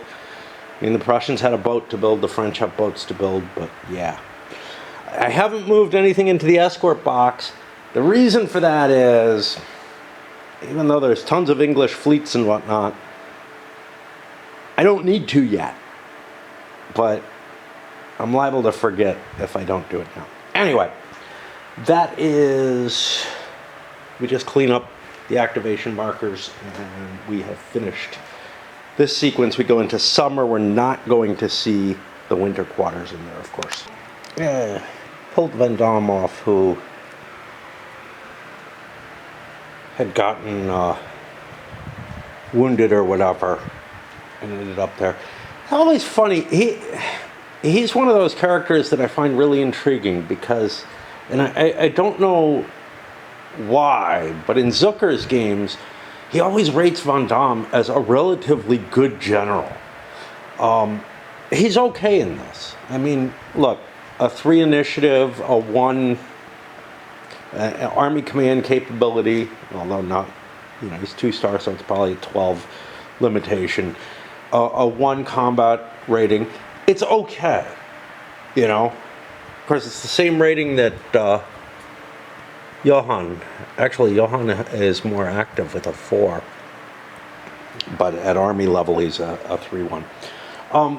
But yeah, I mean, Vendôme shows up in the Zucker games always as one of a very few generals who has the combat bonus, which I feel probably should be the equivalent to a +2 rating in this. Somebody like Saint-Cyr, yeah, sure, he was capable. I don't know whether Kevin Zucker has like some sort of really heightened impression of Van Damme's capabilities beyond what everybody else in the gaming industry seems to rate him. Just kind of intriguing to me. And again, like Johann is Archduke John. He's rated really well in this. If you look at most other games that he shows up, Empires in Arms, he's really kind of a crap leader. He's an okay leader, I think a 1, which is sort of, your average quality leader in War and Peace. But he seems pretty decent in here, to be honest. Anyway, I always find that comparison to be intriguing. By the way, I have jury duty in a couple of days, maybe, kind of, sort of. And I've got to work around that as well in terms of my being alive and awake scheduling. And it really sucks because I'm going to have to make it downtown. It's not going to be hard to make it downtown. Well, it's going to be hard to be awake at the right time, right? But it's going to be nice and cool in the morning on my way down if I actually have to go. I think I call tomorrow to see after business hours. But it's going to be really shitty on the way back. Anyway. And another thing to get in my way, although I wasn't going to go shopping or anything this week, but I might stop on the way back if I have to go down. I always find it so hard to do the reinforcement and replacement earlier. Other replacements, I guess, stuff that comes back, simply because I don't know why. It feels like the diplomacy should happen before that. Like I should know what I'm building for, right? I don't know. Especially dangerous in the spring turn when you're throwing down a lot of troops. Probably not in any other turn. But I gotta look around and at least check depot status and stuff like that. As we get to the diplomacy stage, people are playing ping pong with Saxony. There is nothing that prevents you from sniping what an ally just got in that turn, the way I incorporated this. Prussia got Saxony successfully. They can't force them another level up or anything like that, right? They can't, spend money to keep Saxony harder away from someone else. So France was able to also spend and take Saxony back from the Prussians. Not back, but remove them from consideration. Just keep them neutral. The main reason I'm doing that is that once Prussia has Saxony and Masovia, they can get out of this alliance if they wish. Of course, Masovia is Russian property proper, so it will require some sort of peace, which might be the free peace, where you're able to negotiate whatever the hell you like. A weird sort of addition, which kind of takes away the peace conditions aspect of the game, right? You can freely come to any kind of negotiated peace you like. Most of the games that have a system for a proper sort of peace agreement, things like Empires in Arms, and like this game has, where, oh look, I beat you, you surrendered to me, and I get these things. If you do a conditional surrender in Empires in Arms, you get a lesser set of requirements. In this, it's like surrendering just gives you four picks, but instead of an unconditional surrender option, which can't be refused, you instead have in this the I fought a turn too long, I think. I don't know if it gives you one turn or a year, but I fought too long, so now I have to give you a heavier piece. But, you know, you're being forced to surrender, right? And you have the option to delay it for however long. I would look up the specifics if I'm in that position, but I don't feel like doing it now because I won't remember it when I get to it anyway. All right. Anyway, that's the end of the diplomacy. I'll build the initiative pool. No winter quarters this time, and I don't see any reason to put an extra naval chit in for anyone. So we open up with a Coalition 4 movement after a neutral naval. And the only mainline stuff I have that has a 4 activation is over here in the summer. I don't want to commit and open things up to the French. I'm going to let them make the attack. There's advantages to being on the defense. You can intercept. You can react after the fight, recover, maybe, you know, advance in some way or whatever. But there were a couple of things around the edges. Oh, fuck. I moved this guy. I shouldn't have. I'll leave him alone. Because I don't really recall what I had. But I moved the forces that I have up here forward. They're going to be out of supply, but I can get them in supply temporarily. And in enough time, 1, 2, 3, 4, 5, 6, with a forced march, I could get the siege there without having to make an attrition check. So maybe next turn we can actually take Tangiers without having to do a naval invasion. But we're not entirely opposed to that. And I also marched up here and put Belgrade under siege. So a little bit of stuff around the extraneous areas that the Turks are dealing with. Again, I cheated there. I don't want to undo that. A much more useful Empire Land 3. Prussia moves forward, takes Warsaw, shifts over here. Don't really see a point to doing anything here yet. Again, I know the chits are all going to come out, so why bother? And over here, the Serbs went back to the fortress that they captured and recouped it by expending one of their strength points. Spain shifted a few of its forces. Now, Wellington could have made a march on Lisbon. I forgot to, basically, and then looked it over and decided, yeah, I'm not sure I really want to. I also forgot to build the supply depot that I wanted to build, that I'm going to sail over to help the Swedes be in supply. And what else? Not much else moved. And pause again. Just don't feel like being up here. It's like 97. That's as hot as it's supposed to get. It was supposed to get to 99. It didn't, I guess. As the darkness begins to descend. Okay. So I picked a Coalition Land 3. I'm thinking about the tangle here in Germany.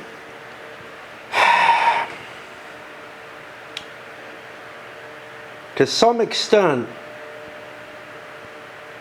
I feel like the Russians, especially, are under an undue pressure.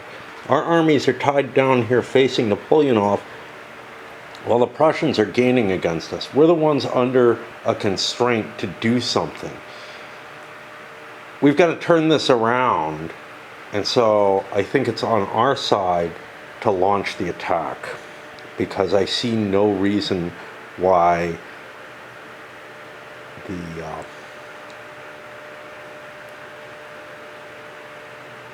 the French would. And in order to do so, we can try to figure out what to do. Maybe we can dispatch, a smaller force back to deal with Warsaw. The problem, of course, is we've got 3 real armies here. We got a 4th one under Constantine, Alexander, but it's not of much importance. It's really there, or it was created in order to bring a depot forward, really, more easily.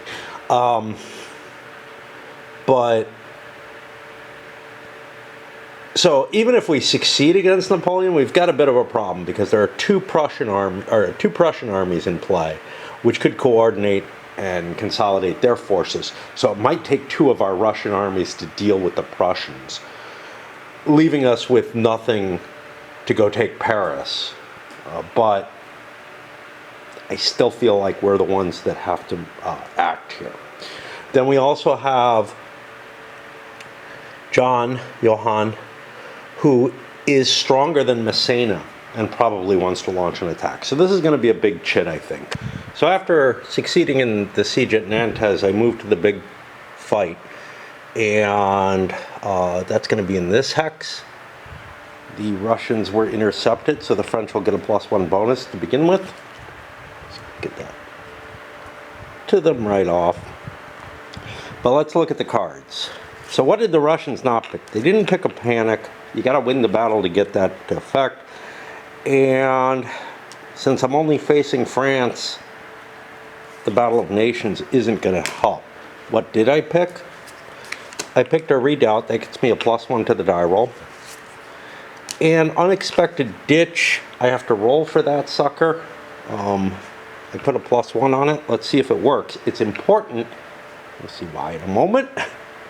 This normally only cancels the grand charge. He did not get that, unfortunately. The French bypassed patriotic enthusiasm. We're not in national territory. Cossacks, we don't. Again, you have to win the battle for it to matter. But the biggie was I threw out rivalry, which would be a -1 to the enemy die roll. I must have great cards. The first one is the grand charge, which would have been canceled, but you know, you don't know what the enemy has.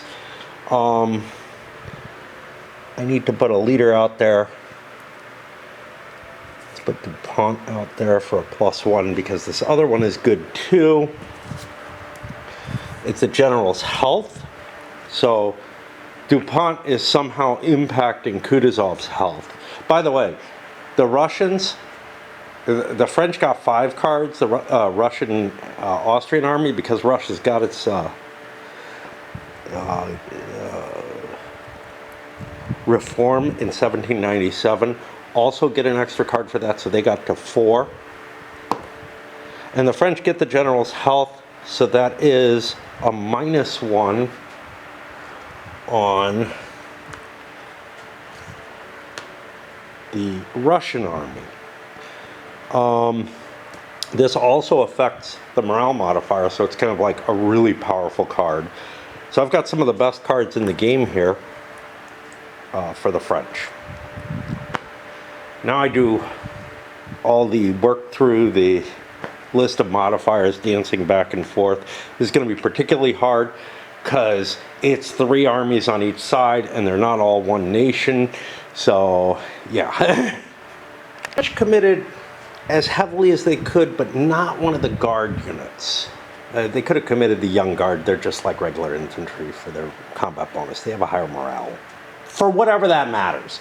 It really doesn't tend to, because you don't have the capability of using like the morale value of a good unit, right? Like guard morale, unless you have a force that's majority guard, isn't going to help you. But we left the Imperial Guard off mainly because I don't want to lose it. I'm already going in with a +11. The Russians are going in with a +6. Let's take a quick look at what the die rolls come out as.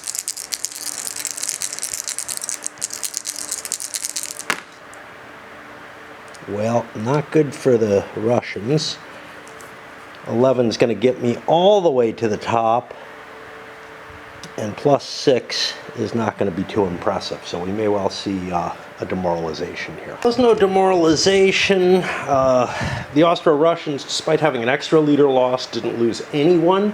The French had DuPont knocked into the wounded box, but much, much worse, Jourdan is now dead. Again. He died in the 1792 scenario, I think. Maybe the 99, I don't know. But yeah, not a cool situation, but the Allied army was not demoralized. Forced back, if it had been demoralized, it wouldn't be able to recover. But that doesn't mean much. Again, it's not like in the Civil War where a demoralized army is something you can pick on. Yeah, there's lots of penalties for it, but it can just run away without any... like, to me, it should have to take another pursuit or something, you know, or an attrition check or something for that extra running away kind of capability. But it does mean that Napoleon is free to maybe hit it again. I don't know. It starts throwing into question whether or not I want to risk Johann's army up there, but I feel like I kind of have to still. I feel like I have the advantage in strength and want to at least try to gain something on the Italian front before Massena gets any stronger. I've got a full army for Italy. I ran into a little bit of a problem partway through my calculations, had to recalculate, because again, I got the armies mixed up. Look at the cards. The Austrians choose a square as their main card. I have to pass a morale check if he got a grand charge. He didn't get one, so I'm not too worried about that. And I guess the leader quality counts in that, because the only time morale checks normally happen is for demoralized and rallying. Cancels, I'll have to look it up. Cancels flank attack. I'm using a shit leader for this because the chance of it is so low. I'd rather not, you know, risk a decent leader. Whereas the French didn't do grand battery, usually a good chit, but I could only come up with 6 artillery, and I'm not at a river. So those are gone. My automatic is a panic. You can tell I'm dredging the bottom of the barrel with these cards, right? And then my bonus is a screen. That's, again, doing that reduces, possibly reduces a cav pursuit. Again, I put a 0 commander at risk for that, and only the French get theirs. Not that the refused flank matters. I need to grab another pipe, and I'll be back up to finish the fight.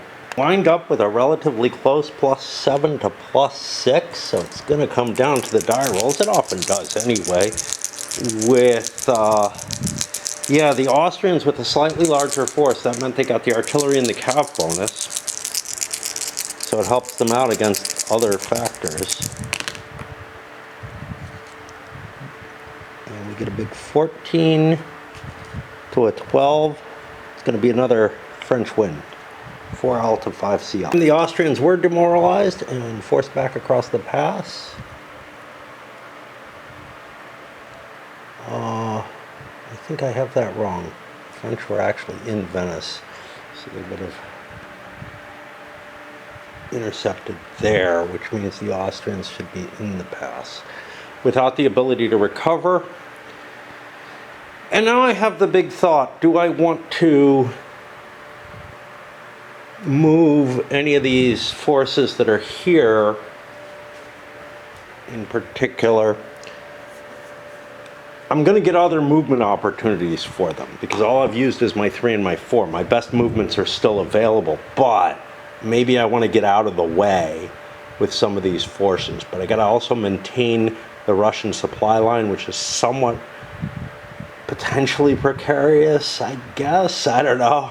Not really, because I own Ratisbon, but I don't think that the French are going to go after forces this far forward when there's still a triple army in play to cope with.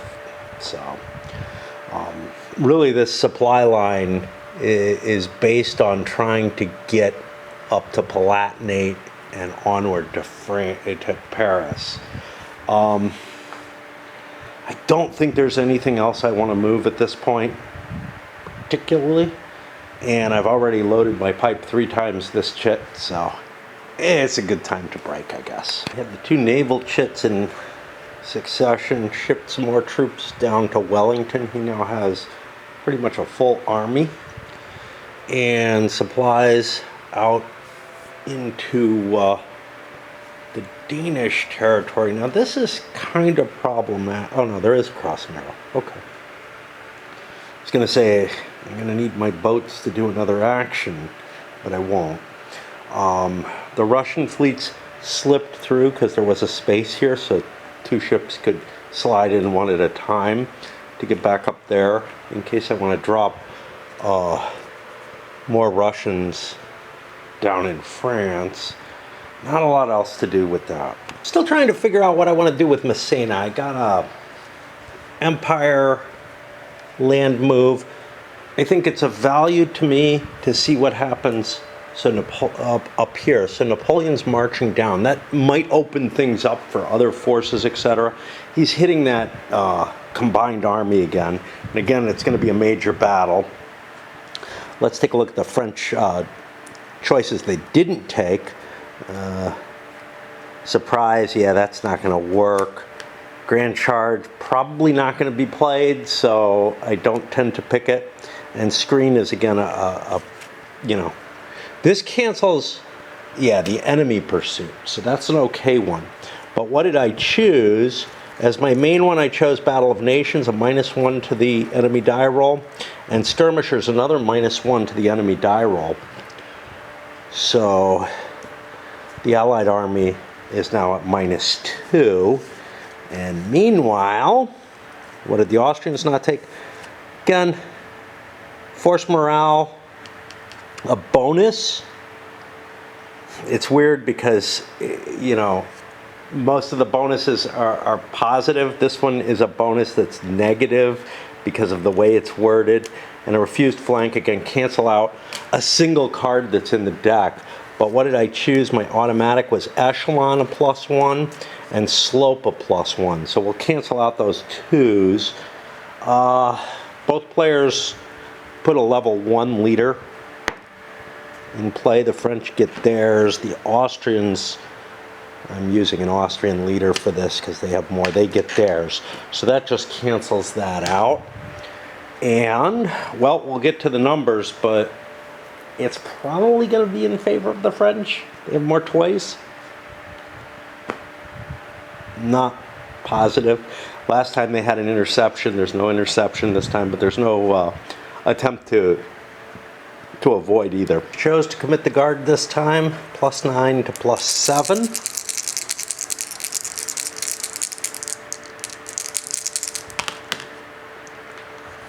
Not a great roll. So the coalition army is going to win this fight, and again, keep the French from being able to do a continuation of some sort. Let me just make sure in my head. I haven't taken that pursuit yet, actually. The French actually, I think, failed their morale check. Base morale was 4. Guards coming on, guards being used though and breaking drops that to a 3. Napoleon raises that to a 6, which would mean no chance of loss, but then the 1 point, and I got a 6 on the loss, so there's going to be a pursuit on this as well, which is going to do a lot of damage. Plus, it demoralizes the force, which means I probably want to reactivate it again, you know, just to get rid of the demoralization, because otherwise I keep it between turns. So that's kind of a painful situation. I don't know how much cav the Allies have. I think they had the edge in cav. I think they got a +1 on cav. So they have like at least 6. So that's a lot of steps that are going to die here. And nothing reduced their pursuit losses. It was much worse than that. It was 11 steps lost, and that's Kirisar's counting half and whatnot. Wow. This was the 4, right? Yeah, I don't think I want to move any more Empire units, and I'm demoralized after that loss. Napoleon's army has been beaten badly by that battle. Wow, that sucks. And just looked at my cards because of, just to make sure I didn't have anything for the major battle. I don't. The Turks do. Turks have the art of war. Yeah, that was pretty massive, and I think I'm going to break there just because, Jesus, man, that hurt. That hurt bad. That puts the coalition in a much, much better shape. I mean, the losses from the battle itself were 5 and 4, right? 11 losses from Cav. The Coalition 1 shit comes up. This is the one that lets you move anything, pretty much. Didn't do a hell of a lot with it. Moved some Cossack, one Cossack unit forward in case it wants to force march.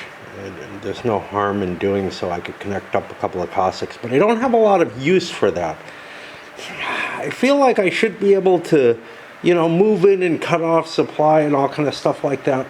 But honestly, light forces are just so vulnerable to anything else that, if I were to try to cut the line to Posen, something back here would come up and drive me away. So it feels pretty useless. Feels like the big armies are the only things that really matter for the most part. I'm getting the same kind of feeling from that I do. Like I said, it would make more sense in an area-based game.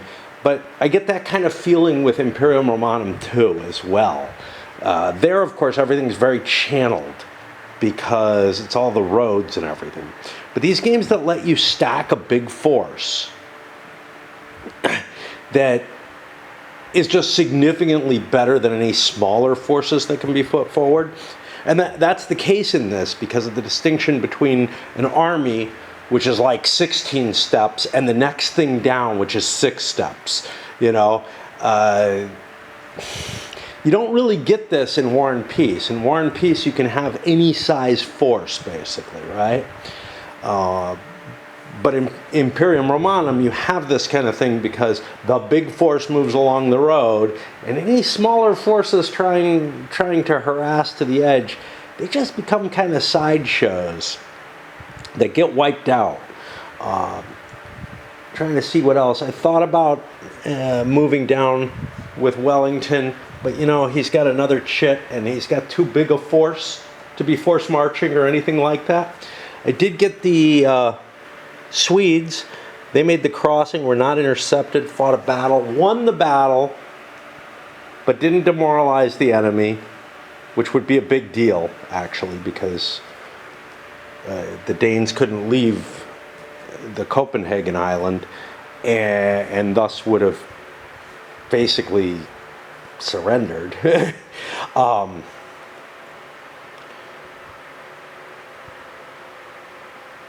But now I have a siege facing an approximately equal size force. So I can't really do much there, but I might get lucky. I got lucky in the battle. Notice I have to reshuffle the major battle cards, although we're not going to likely see one. Although I'm still debating what Messina is going to do. Like, I had thoughts about trying to send him down to take Naples. He has supply wagons and stuff. But you know what? It's not easy. The problem with it, of course, is that I think the papacy is still an Austrian ally, which means, if I succeed against the Austrians in Italy, I'm still not going to get southern Italy at all in this, for whatever that's worth. I think the 1805 scenario in War and Peace starts out with, and in Empires in Arms, start out with Naples being pro-French. It's very odd that here they don't. I don't know. I don't know the why of all that. Because there is a little bit extra time in this scenario. So maybe, historically they took Naples in the early part of 1805. but it's hard to do because it's a pain in the ass to get down there when you're being harassed by other units.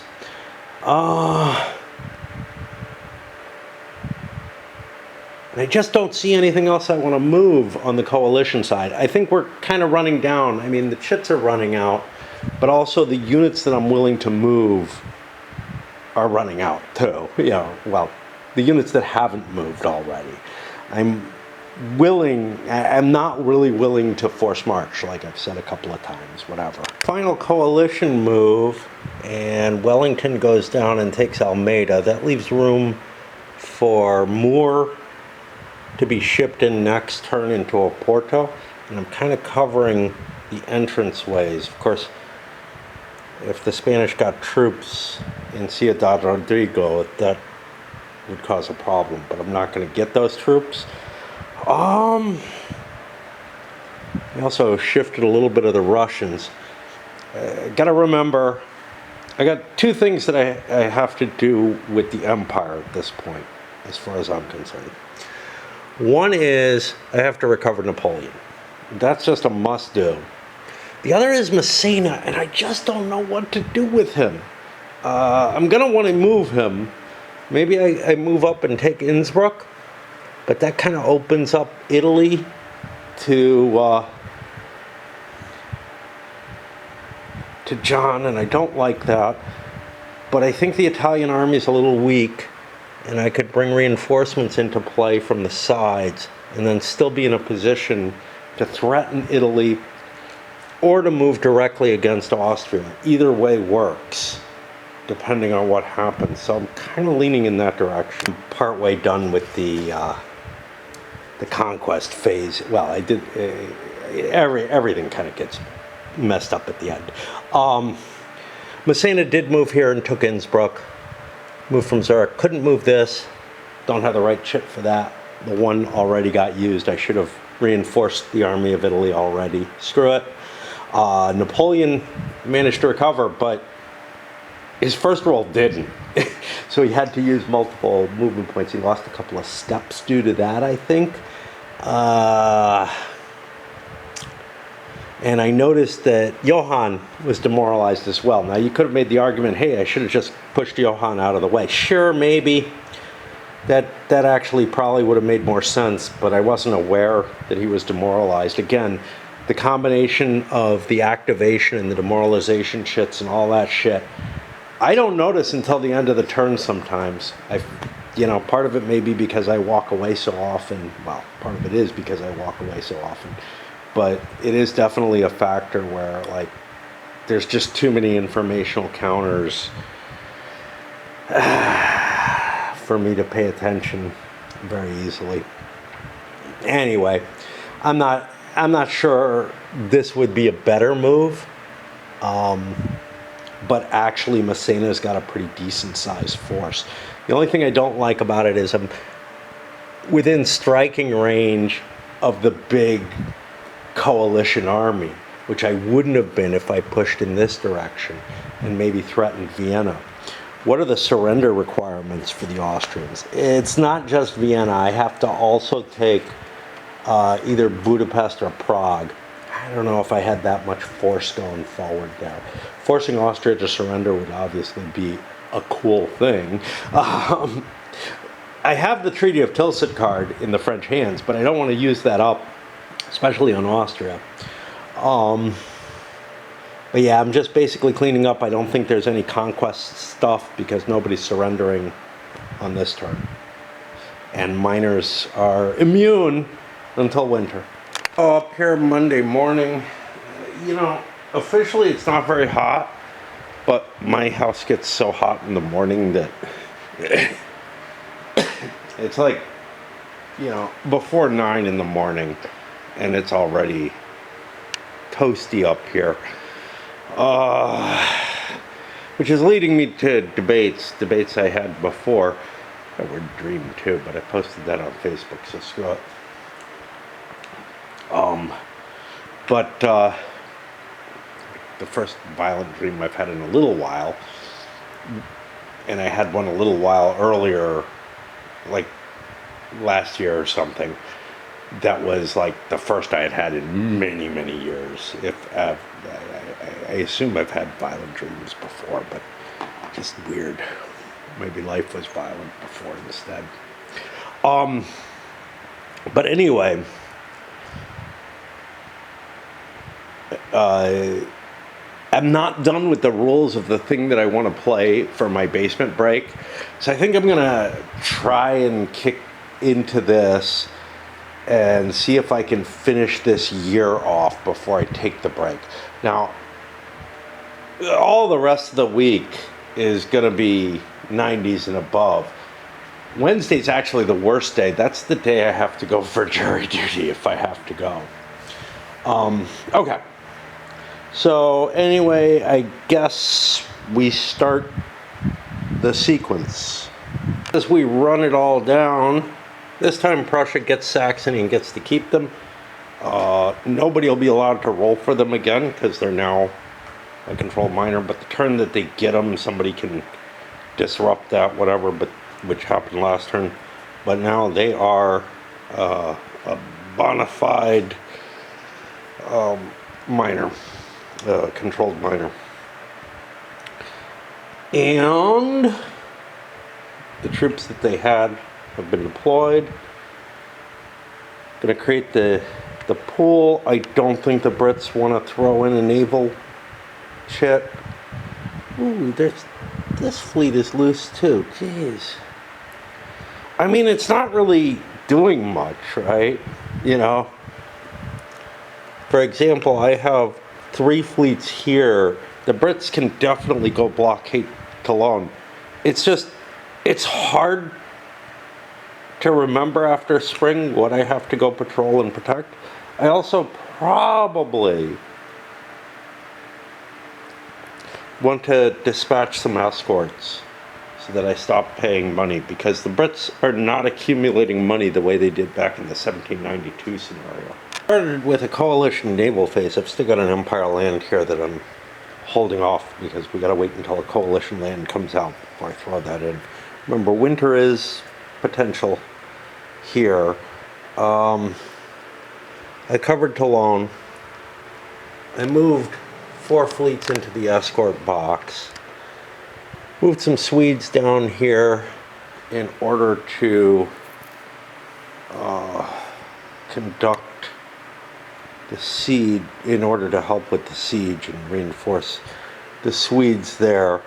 Russians landed another depot here. I dropped a leader. Should have done it earlier. I'm always having trouble with that, trying to assess. You know, it's a matter of, do I want to spend the time assessing the entire board and figuring out where I want my leaders? Or do I want to just play it kind of fast and loose and say, oops, I would have put one there if I had taken that time to assess the board? And I could say the same about Oporto, except, oh shit. Shit. I wanted to pull some troops. Fuck. I wanted to pull some of Wellington's troops down to Oporto. I probably would have the movement points. Looking where I had those ships. I had ships here. 1, 2, 3, 4, 5, 6, 7, 8. They could have made it. And these guys, 1, 2, 3, 4, 5, 6, these guys couldn't make it. All right, screw the escorts. I still have ships to build with the English, but I'm sort of getting to the edge, and I really don't want that to be unescorted, but I can put the naval chit in, increase my chances of getting another naval move next turn. I probably should have put 2 in this turn, but whatever. Actually, the Anglo-Dutch army had gotten to such a small size that I could bring the whole damn thing with me with just 2 of the ships. So I got 2 escorts in there. The rest are in Porto. That's going to help protect if Wellington can't handle the whole issue, but also it gives me a second army to operate if I can start getting reinforcements in there. But there aren't a lot of Brits. You know, there's not much there's not much in terms of troops that I'm going to be able to push in to add to what I've got. But I am definitely kind of stretching things. This fleet could pull a couple more detachments down at this point, but there's just not much more British Army. They can't really fund two separate full armies. But that's why it's an Anglo-Dutch army, and the Peninsular Army would include, say, the Portuguese as well. But the Anglo-Dutch, would have a fair amount of other allies in with it at its full strength. I'm finding that to be the case with a lot of the countries. So Prussia has two armies. They can fill two armies. France really can't fill all five. Russia can't really fill three armies. Although I do have some excess there. Austria can't really fill three armies. The guys with one can easily do it. So there's kind of you got a spare army. You could drop them down to 12 strength armies instead of 16s, but that means you won't have enough artillery and cavalry and whatever to handle a full-size army by the enemy. And I really do feel like you kind of need those full-size armies, and they also have a little bit of lasting power. They can take a hit, maybe not the 11-step hit that Napoleon took, but they can take a hit. Well, it worked out to be 16, but whatever. They can take a hit and still be some sort of defense against an enemy army. Right. I got the coalition land movement. I decided to move forward with the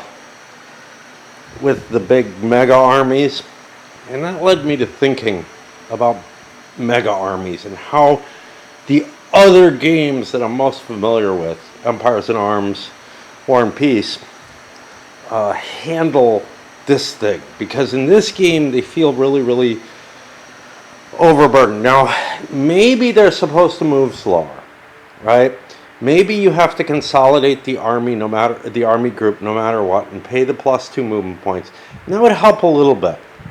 Empires in Arms, if you have more than 6 corps, well, basically each commander has a rating for how many corps they can command, kind of like in this game. But if you can combine armies into groups, you can triple the size, of what a regular army can do with no modification, no penalty to the leadership. If you try to do that in Empires in Arms, what happens is they have a size of an army, of a force that they can command. You can command larger than that, but you take penalties on your military capabilities. You get a -1 on all your stats for that, which is important because, one, it takes away die roll modifiers, but it also takes away some of your capabilities for handling outflanks and coordinated opportunities as well. In War and Peace, the combat system is very, very different. This has very much an Empires in Arms type of combat system in a lot of ways. In War and Peace, though, what ends up happening is you fight around and very little happens. And then you fight another round if you wish, and you fight another round. So the combats tend to be very, very attritional in flavor, as opposed to these kind of wide-ranging, on a single die roll, ooh, look, all that happens. I don't know which one I like better. One nice thing about the War and Peace combat system is that you can trickle reinforcements in a reasonable sort of way, which means that a spread out force can actually support, you might lose the beginning of the battle, but you're able to throw more and more forces in. At least in concept it feels that way. In reality, I end up moving huge stacks of units around in that game as well. But that's definitely not what the designer seems to intend you to do. But in this game, it's really hard to absorb units. You end up paying more movement points to do so. And they have to be kind of in the way. Otherwise, you're not gonna have enough movement to reach the enemy. Now let's see. The Austrians moved 1, didn't get intercepted, so 2. It'll cost another 1 for the battle if we win, and it doesn't count if we don't. Let me play with the cards. This is going to be another major battle. Both with 3 armies on a side, I don't even want to count. But it may actually. Well, we'll see what the odds are and whatnot. The coalition is attacking, so the French don't have a chance to absorb more units. Now, if they do that, they would then pollute this with an activated marker, and it wouldn't really be able to do anything unless they get the detachments only and recover strength points or whatever.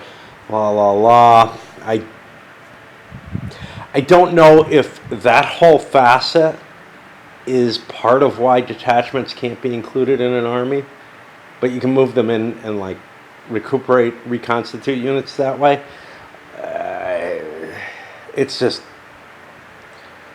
It's too hard to kind of picture what everything is. I've just decided, fuck it, detachments can go with an army. It's the only, it makes sense to me, but maybe they should pollute in a way that they don't. Now, what I am doing is if a detachment moves as a force, it will pollute. So the only thing that you can reinforce detachments into an army using is the 1-point movement check, and that seems to really prevent too much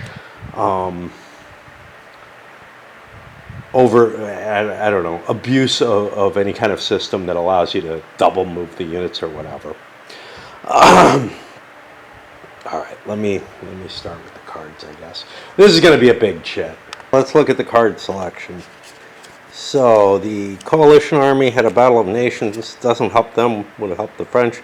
Patriotic enthusiasm. The fighting force. Fighting's not within its national territory. What do you do? I think this army counts as Russian. If it had been in Russian national territory, it would be okay because there's more Russian steppes. What did I choose? My primary is a big old flank attack. Now, this can be just canceled. It's iffy. It only succeeds on a 5 or 6, and I have to use a secondary leader. It doesn't risk the secondary leader. I have Bagration, who's got a +2. So let's see if that gets off. It does. That's going to be a huge bonus. And then I have a Skirmishers. However, again, I have to make a die roll for this, and I don't have any modifiers on it. Well, first I have to make a die roll for my leader. I'm using an Austrian 1-point leader for that. That succeeds. Then I have to make a 4 or higher. And the Skirmishers don't work. They would work for the French. French threw away a morning fog. I think, because I have things like guards that have 2-point artillery, I'm going to still have the artillery advantage. Not sure. Flooded River and ambush can't possibly affect this battle. I've played a defense in depth. This would cancel an echelon, but I'm facing a flank attack. However, it does lower my pursuit losses. And a Viva la Emperor, which improves my morale check. If I succeed with that, I'm at a +1 leader that I committed for that. I do not. Okay. And to the counting and annoyances. Commit the guard again. Not a great situation because my bonuses are way down. I lost the artillery and the cavalry bonuses. It's +8 to +11. That big flank attack, the difference. Everybody's throwing their best guys in. So that's a 15, which is pretty big. And that'll be top of the line. So the coalition wins another battle. They're not demoralized, so it's only really a 2-step difference in the battle. But the coalition army is slamming into them again now in the woods. Slight disadvantage to that. But we want to keep the pressure on and try to beat them up to the point where, you know, Russia can try to focus on the Prussians, whatever, la la la. The Austrians can maybe get together and beat Messina if we can defeat the French army. But the problem is, there just aren't enough fights, right? And I'm not saying there should necessarily be this many major battles, or more major battles or anything, but there just aren't enough fights to wear down the enemy army. It takes a pursuit loss to really wreck something. And, you know, even with that big 11-point pursuit loss, yeah, the French have managed to gather Berthier here. We had a number of leader losses, including Bagration, which is a big hit. But the French army quality is decreasing. They just picked up some militia with Berthier and all kind of ugly stuff. Another thing, so there was a detachment with Berthier. I wouldn't be able to retreat into that hex. Actually, there were a couple of detachments, but one of them I was able to absorb, but I wouldn't be able to retreat into that hex and at all because of that detachment being there. Again, I feel like the rules that they've used with the detachments are just too heavy-handed, not allowing them in armies and whatnot.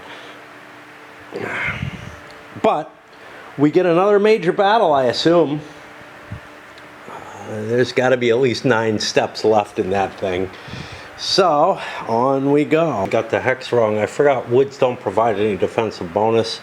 So I pushed forward with an interception, which worked this time. The French will get a +1 on the first round of combat. There might be 2 rounds of combat. It is highly, highly unlikely. Let's look at the cards again.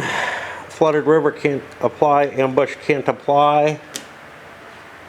The Allies' main choice was a fortified farm, a +1. And they've got Year 2 soldiers, which is a +1, would be better. Otherwise, Austrians committed one of their leaders for this. It does not apply. For the French, they gave up a defense in depth. Echelon's not all that potent, so preventing it didn't feel all that great. Screen, this is actually kind of a better card than I thought. Like, I like the, hey, Viva la Emperor, it reduces your chance of actually, you know, dropping in morale. By the way, the French force may actually be good enough that it can hit like a 5 morale instead of a 4, even though I've watered it down a little bit.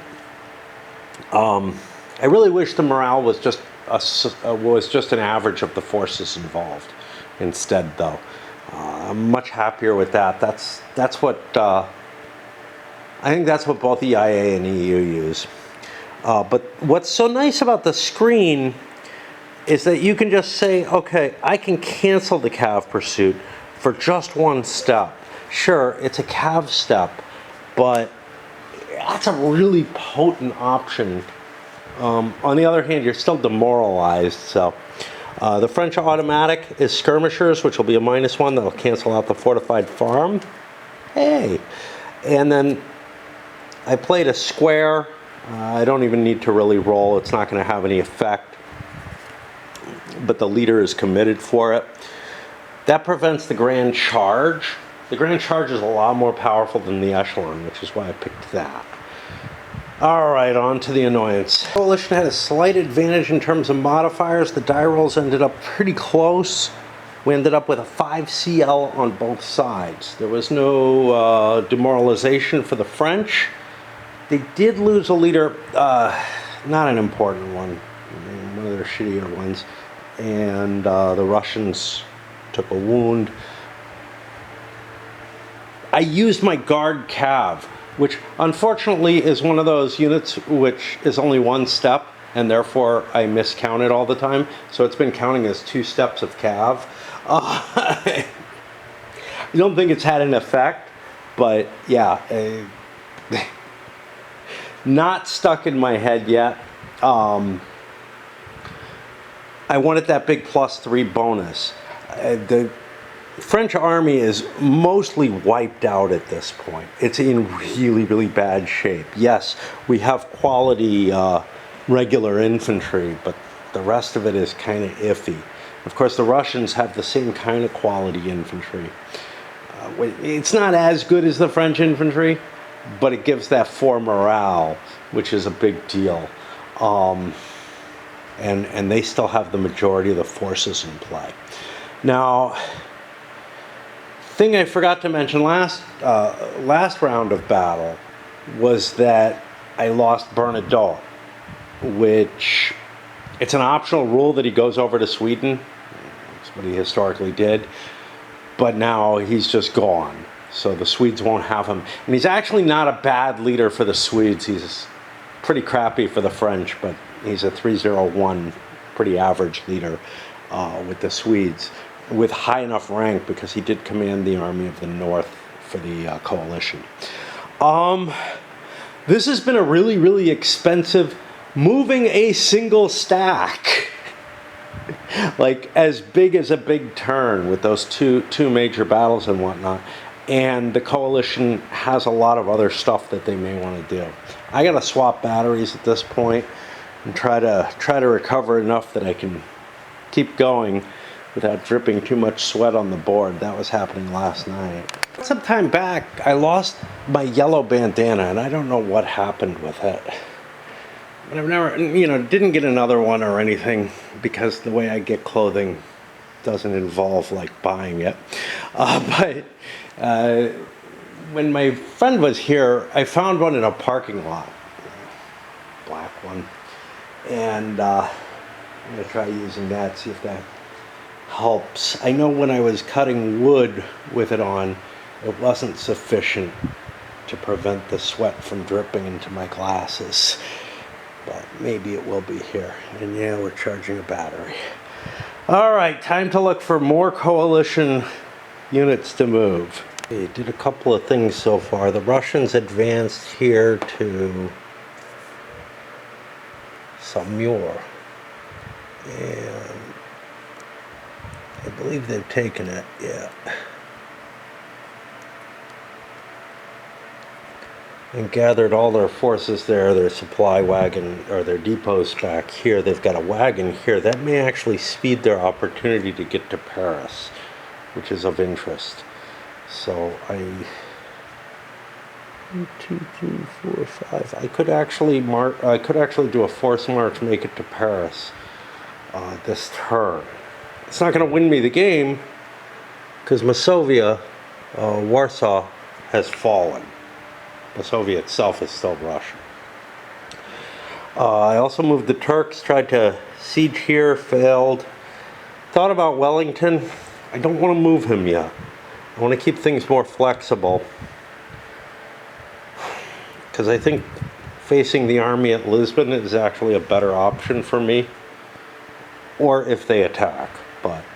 And the Turks wiped out the Serbs. I put them in the box. I don't think they can come back, but who knows? If a card comes up. The leader was killed, so there is that. And now I start hunting for what's left that I can move. And that's really Johann and this stuff kind of in the center that I don't want to engage with. See, the problem I'm having is this force is just holding Napoleon in check. Yeah, I'm bloodying things, but that's all it's really doing. And then the force, what's back here really isn't able to do much about the Prussians because the Prussians have a big stack. Now, I could advance and make little advances, like make a threat up here, but the Prussians actually have 2 armies, and that's just tough to cope with, right? I kind of don't want to close on them, so I think I'll delay with those, and probably take care of the Swedes. I could really use that reinforcement though, so I'm going to hold off on them as well.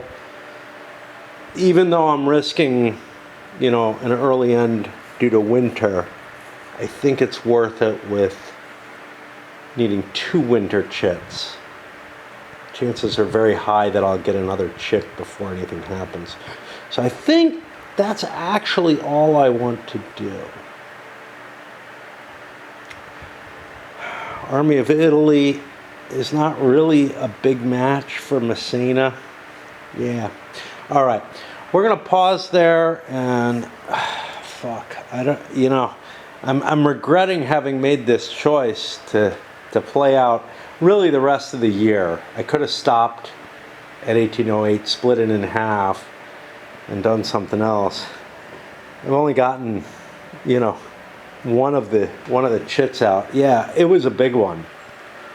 And I don't know how, there's not going to be anything that size again except the French big one, whatever that ends up being.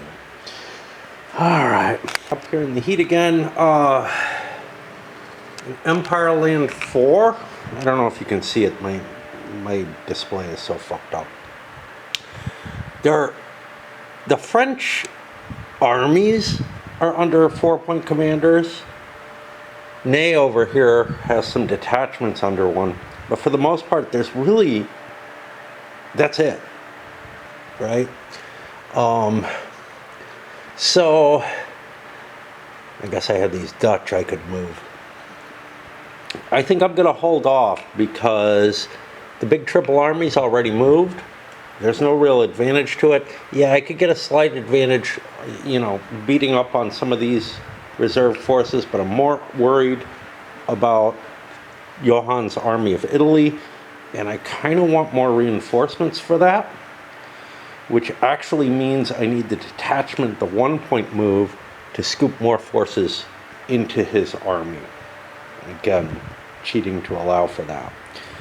I don't feel terribly threatened by the Russian force yet. It's not that big, but it might win. And, well, it won't win the game as long as Warsaw is not captured. So I think I'm going to pass on this chit. And we'll draw a few more. Danger of the winter quarters, but it takes 2 to kill things. Much, much more consequential, Coalition Land 1 over there. And Lisbon fell.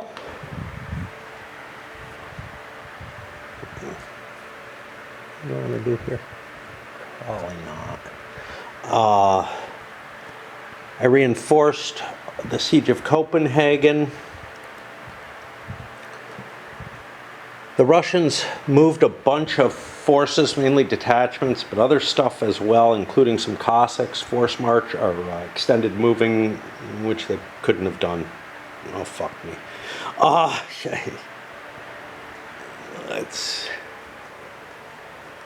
think these were all extended movements. I'll get them close with some activation markers on them. I also brought Alexander. He reinforced the Russian armies as well. So the Russian armies are much, much stronger than they were. The Army of the Rhine under Charles is still pretty beaten up. But remember, the French have been taking damage too. So, who knows? And pushing some militia and another Cossack forward with the goal of trying to get a defense of this, but I don't think I can.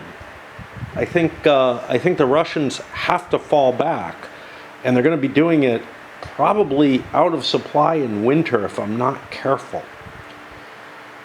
Which maybe means moving that big old army back to where one of these was allowed, the one with Alexander, which would mean then they take attrition checks, but I'd get those Cossacks in with them after they move. So that's kind of appealing, because I don't want to be caught that far out of supply. Yeah, I fell back to this mountain pass. That ended up reducing my attrition roll by a little bit. Less movement points gives me an opportunity to be in a defensive location. And I rolled pretty well, so I only lost one step. I took Charles with me, as opposed to trying to connect him up with Johan. So I think we're going to stop there. We're going to break, and I'm going to go watch more news or something. I don't know. Yeah, it's hot here. I'm finding, and you hear me say, oh, I cheated about this, I cheated about that. I'm finding the movement, the ground movement system cumbersome enough, and I'm so pissed off about the rules as a whole, that my willingness to just let things be fucked up. You know, oh, I screwed up, I moved that. You know, what ended up happening was, I ended up moving some detachments into the Russian army, which is already cheating, right? But that's a cheat I'm agreeing to allow. And then they were included in the attrition check. It ended up not mattering because I moved them all together. But whatever loss was taken, I could have recuperated with a detachment anyway. So it all worked out kind of even. But this is really an ugly situation. And I feel like the entire Austro-Russian coalition forces are being flung back due to supply reasons. One thing that I find really weird in this, compare the supply circumstances in Empires in Arms.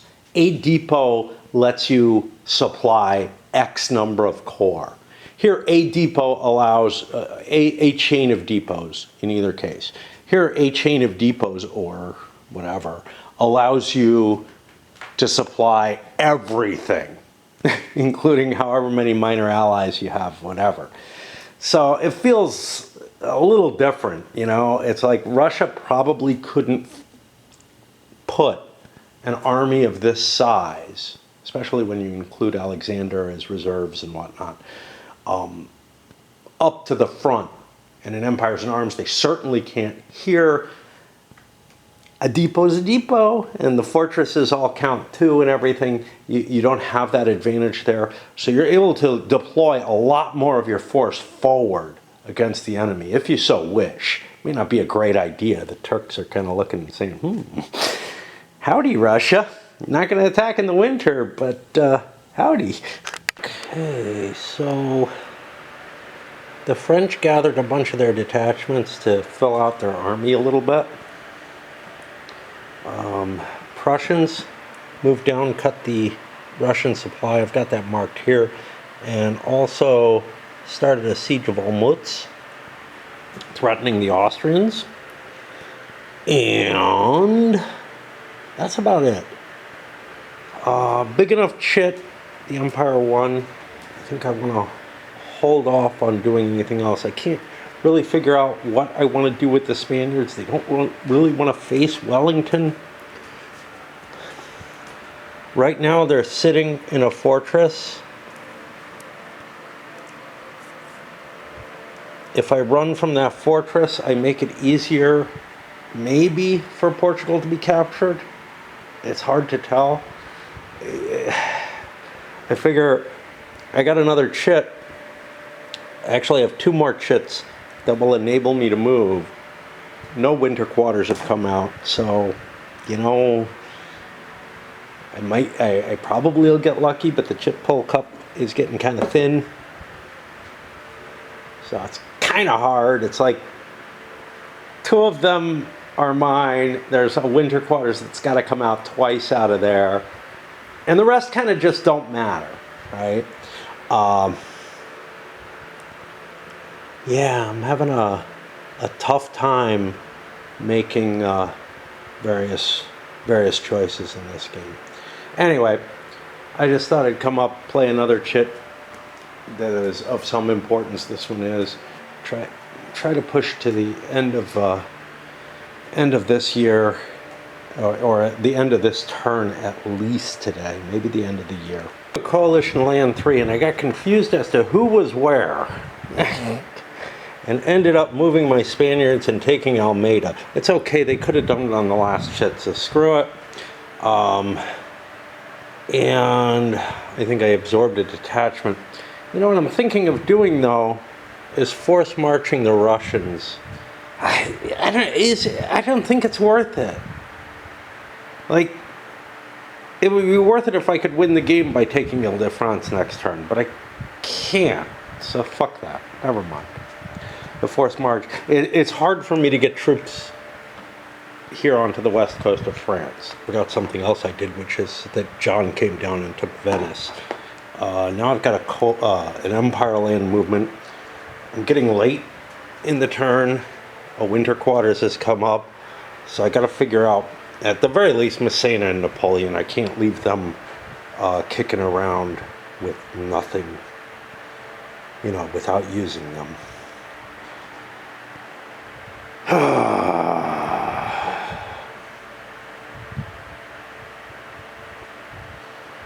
The easiest trip through Austria is probably through Bohemia.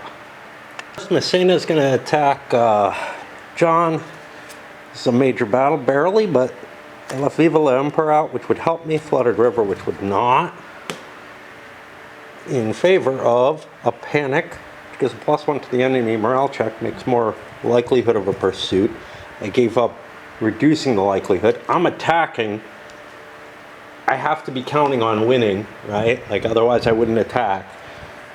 But, yeah, you know. And a screen which allows me to cancel a cav pursuit. So I took the choice of expending a cav if I do lose, instead of trying to prevent myself from being demoralized. I don't know which one. In this case, maybe I would have been better off with the other choice. And I didn't put a great leader on that. Austrians took skirmishers, which are not guaranteed, and Cossacks, again, not a good leader, but it has a chance of increasing the pursuit loss. I don't know how these go. I think the screen kind of cancels the Cossacks out, because there's going to be one pursuit loss anyway, but this cancels it completely. That succeeds.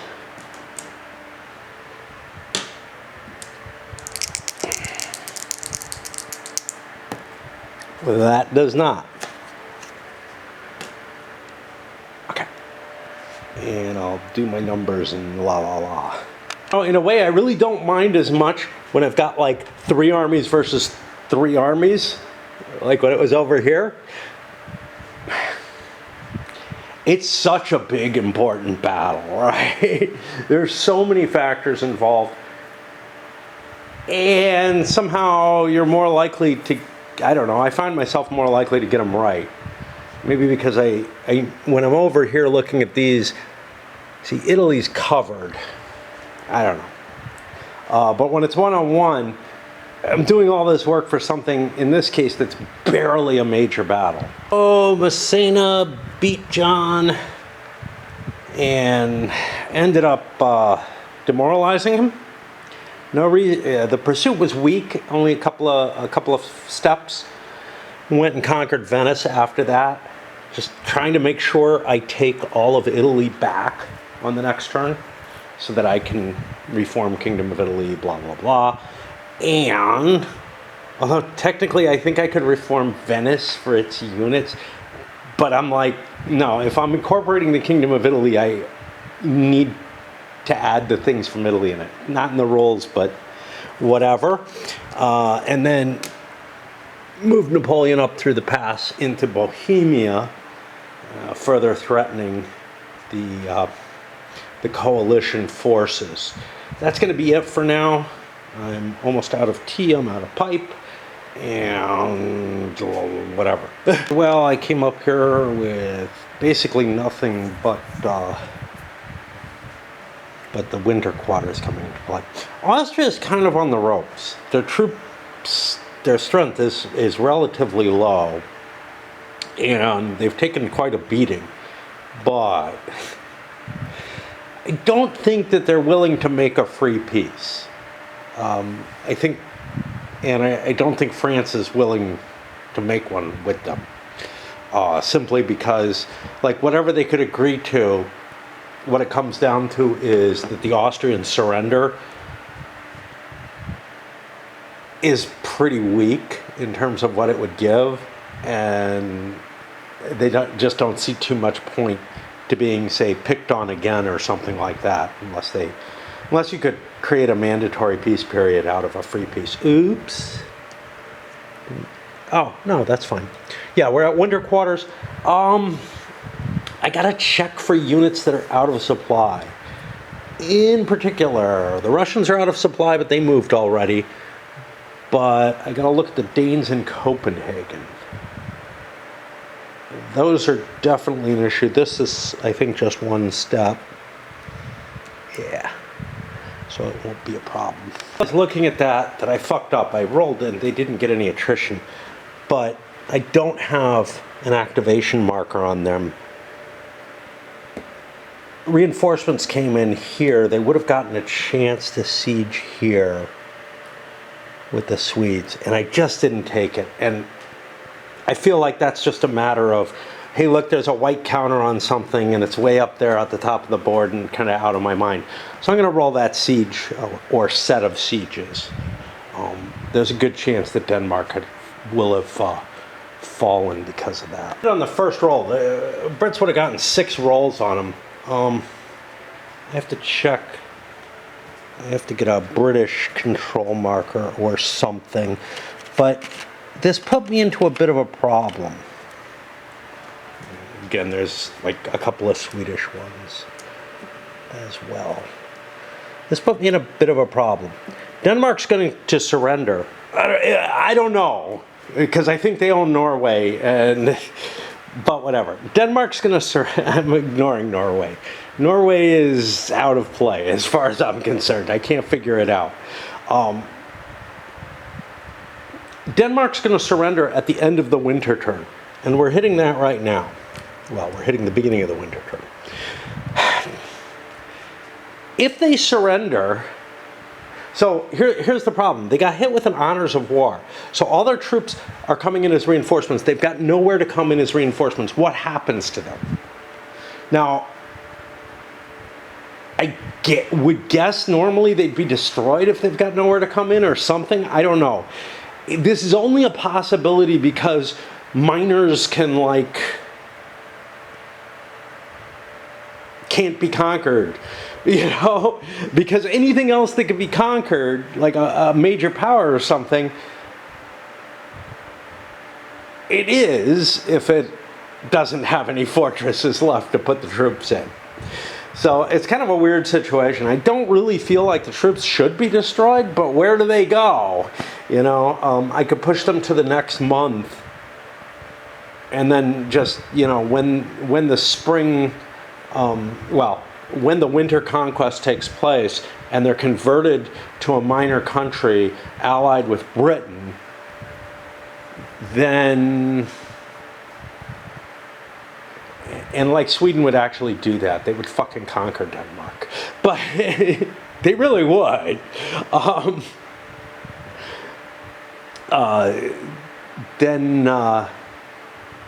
Then I guess they'd get their troops. It doesn't make a hell of a lot of difference whether I destroy the troops or what. But it's like, yeah, it's kind of bogus as it stands. And I'm so disheartened by this, I kind of want to go away.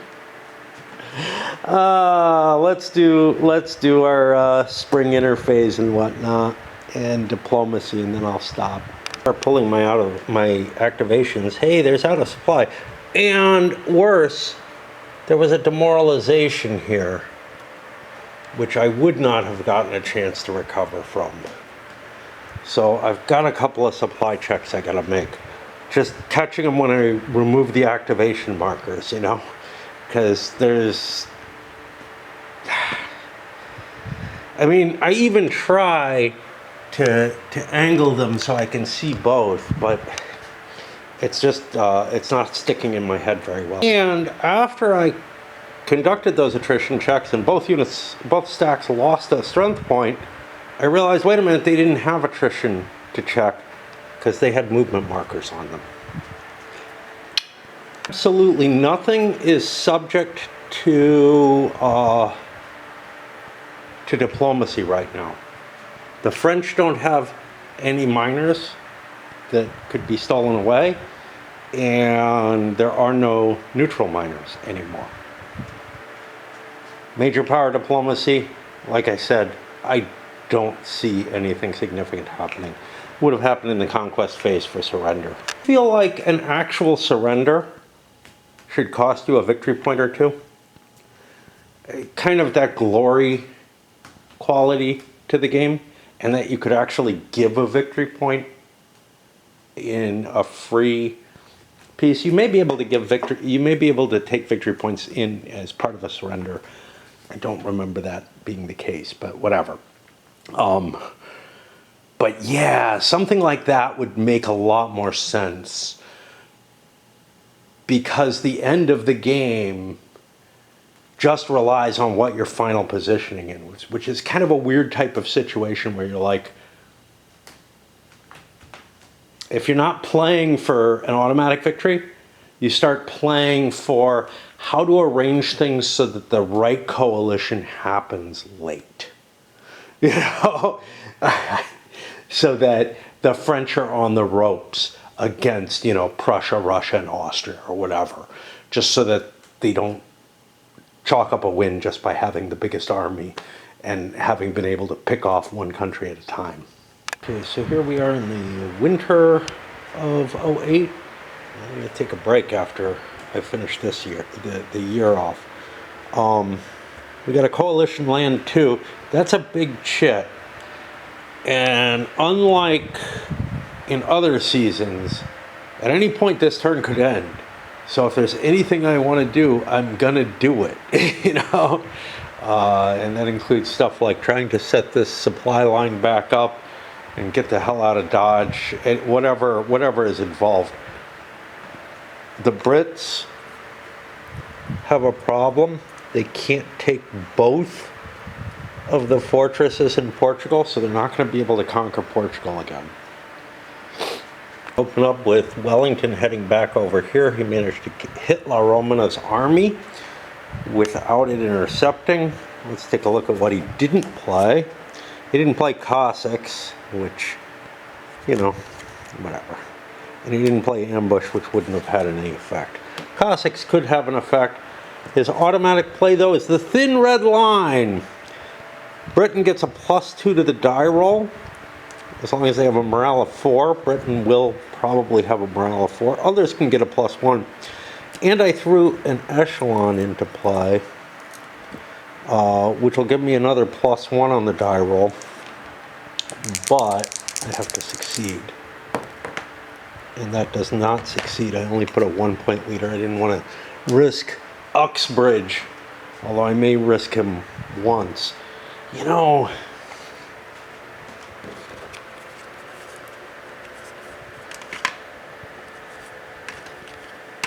just making sure these are people who haven't really, so useless. So much of this is useless. This might be worth it. This is worth it. We'll just play this card. It removes an enemy cav step.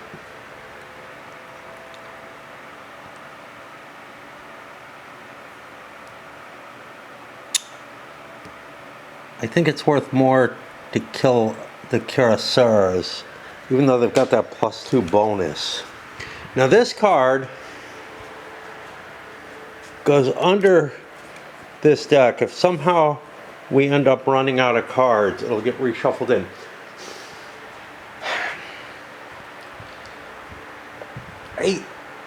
I mean, I'm kind of okay, I guess.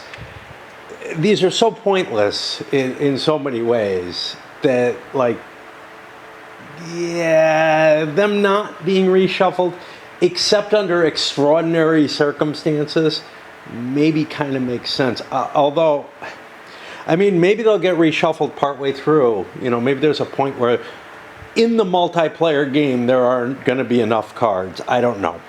The Spaniards' primary was a skirmishers, which may or may not work. It does not. Shame about that. And then they played a Viva la Emperor, and I put a 0-point leader in and don't get that either.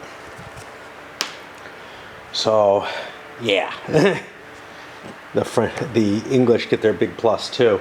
This is probably going to be a pretty good battle for the English, but of course, the 2 die rolls, there's a lot of variance there. +8 to +4, the Spaniards outrolled them by a little bit, so we got a 5 CL to a 7 CL. Such as, you know, I mean, it worked out pretty fair. The Spaniards somehow survived without being demoralized, which is a big deal. Their army is still pretty whacked by this. But then again, the Peninsular took almost as many hits. But these are the dead leaders. A couple of decents. Blake, an army leader. This guy's just dare to die, really. Stuart here, one of the, you know, Britain doesn't have a shit ton of leaders. Neither does Spain. So it's a pretty hefty casualty cost that came in the senior leadership. And while I was looking around, I realized I must have fucked something up. Johann would not have been out of supply. Therefore, he was demoralized. And so I did apply the attrition loss he would have taken for being demoralized at the end of the turn. He wouldn't have had a chance to recover. The timing didn't work out last turn for that one unit. So anyway, he lost a step from that. Speaking of denuding, you know, the leader pool, it's actually kind of a big deal. There are very few Spanish leaders coming in later. And there's a relatively small number of English leaders coming in later too. One of these smaller countries getting beaten up early in the game. Now, I don't know how early it is anymore. We're getting close to the halfway point, right? But they just don't have the staying power, and they could end up in a situation where they kind of can't fight at the end when you're going to be scrambling for victory points, as opposed to, you know, maybe trying to keep somebody from getting an automatic victory or getting one yourself or whatever. But yeah, you could end up in a really ugly position to do that. I'm gonna reload pipe, maybe get more coffee. A major battle, you know, it's not a huge amount of effort, but it is effort. The running back and forth here, it was all on one side, which helped a little bit, but my chart is over here because of the amount of table space this takes up.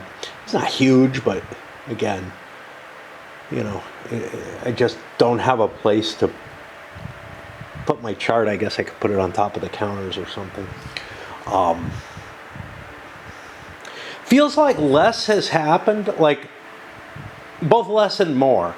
Less has happened on the board in the sense that, like, look, by 1808, both Austria and Prussia have been defeated, and we're ready to hit Austria's second defeat in 1809. They might fall in 1809. They're probably not going to collapse in this turn. Some of that may be my unwillingness to push forces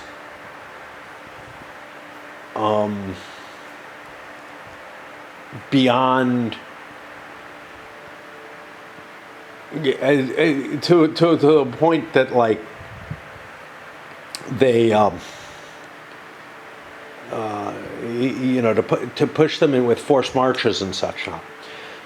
There's also the Boulogne camp, which I have to keep in mind because France might be able to knock somebody like Austria out of the war with that.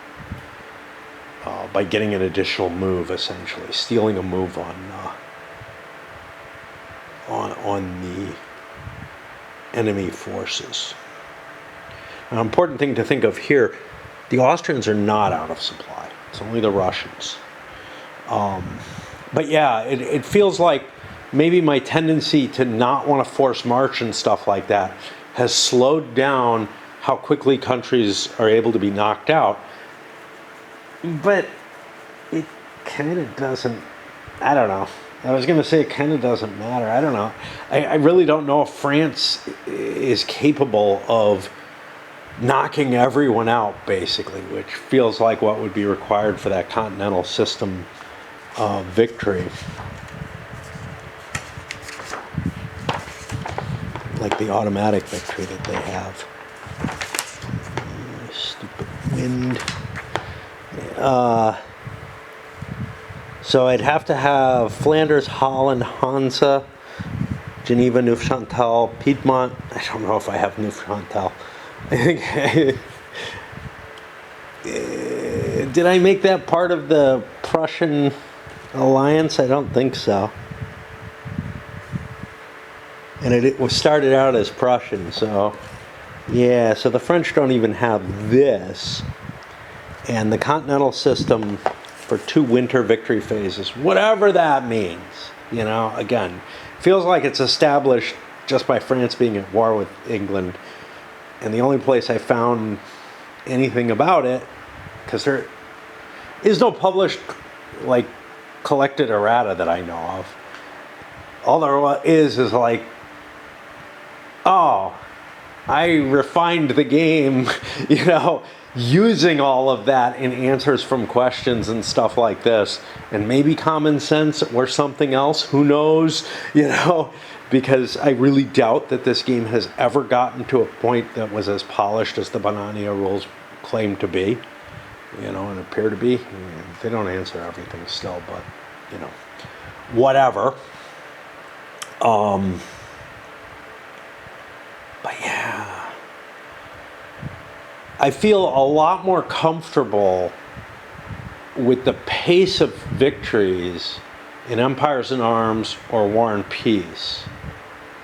It's harder to say. Napoleonic Wars, I'm just so tainted because the one time, like, I played it a couple of times solo and then played it against a shark, and the 2 games were just so like, the 2 different styles of play were totally different. I was kind of impressed with playing it solo. I thought it did an okay job. I thought Age of Napoleon did an okay job too. But then when I played Napoleonic Wars against somebody who really knew what they were doing, man, it didn't feel historical at all. It just felt like I was playing something that was a crazy bullshit gamey thing, you know. Because when I play, I try to, like, yes, I keep the victory conditions in mind. Here, for example, those automatic victory conditions, I'm really focusing on those very heavily. I think if one person focused on them and others didn't, let's say Russia focused on them and everybody else kind of ignored that Russia was going to win, they'd win, you know? It's kind of like ignoring in a coin game that somebody's got close to points to gain their victory. But that's kind of how I felt about Napoleonic Wars when I played it, among other things. That it was just crazy gamey feeling. It didn't feel at all like the Napoleonic Wars. But this doesn't either, because of those automatic victory conditions. Geez, I gotta swap batteries. I gotta load shit up, pipe and stuff like that. One thing to zoom in on, I'm looking at this siege here. I'm out of supply. I always have to check, can I siege something when I'm out of supply? Because in most games you can't. In most games it's just not allowed. Now, it does preclude you from your artillery bonus that you might have, which could be, it's not the artillery bonus, it's the, I really hate this, it's not the artillery bonus. It's the army marker and engineers being in supply, which feels really weird. It feels like the artillery probably should be unable to be used if you're out of supply or something. But I don't know. Um, but yeah, there's nothing that prevents me from attacking out of supply, and I kind of have to do it because if I couldn't do this, there would actually be no way to get supplies into this hex, other than like via Spain through Gibraltar or whatever. Because the Turks only have, I think, the 2 depots. I don't see a third one here. And so, one would be here, one's here. That doesn't get me there. If I have one at a port or something, well, I can't drop a supply depot in Morocco, in Tangiers, because I don't own it yet. It wouldn't help me. The port doesn't help me there. So I kind of have to siege it out of supply. And unfortunately, it's a winter turn, so that's going to be expensive, but it comes after the siege, after all movement. Big first chit, this was kind of cheap. Let me throw a Russian leader down there. I needed this guy for something else.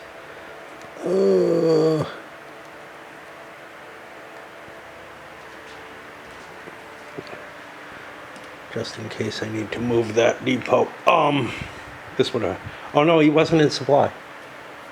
I don't think I could throw leaders there. I don't know. Maybe I can, maybe I can't. I'm not going to think about it. I can pick them up with my other troops, but anyhow,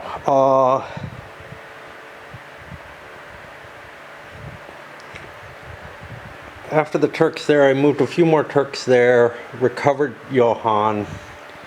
Didn't do these because I've got another depot coming up, which might be able to save me if I get a 1 or a 3 before the end of the turn. Russians moved in here and took Orleans, and that's about it. And I'm going to break for now. It required a fair amount of effort, even if it doesn't feel like a whole ton of shit happened. I'm really not up for I'm not up for a big chit again. I don't know if the French will be a big chit, but that's the next thing due to happen. It could just be winter quarters and then it's all over. Right now I'm distracting myself online.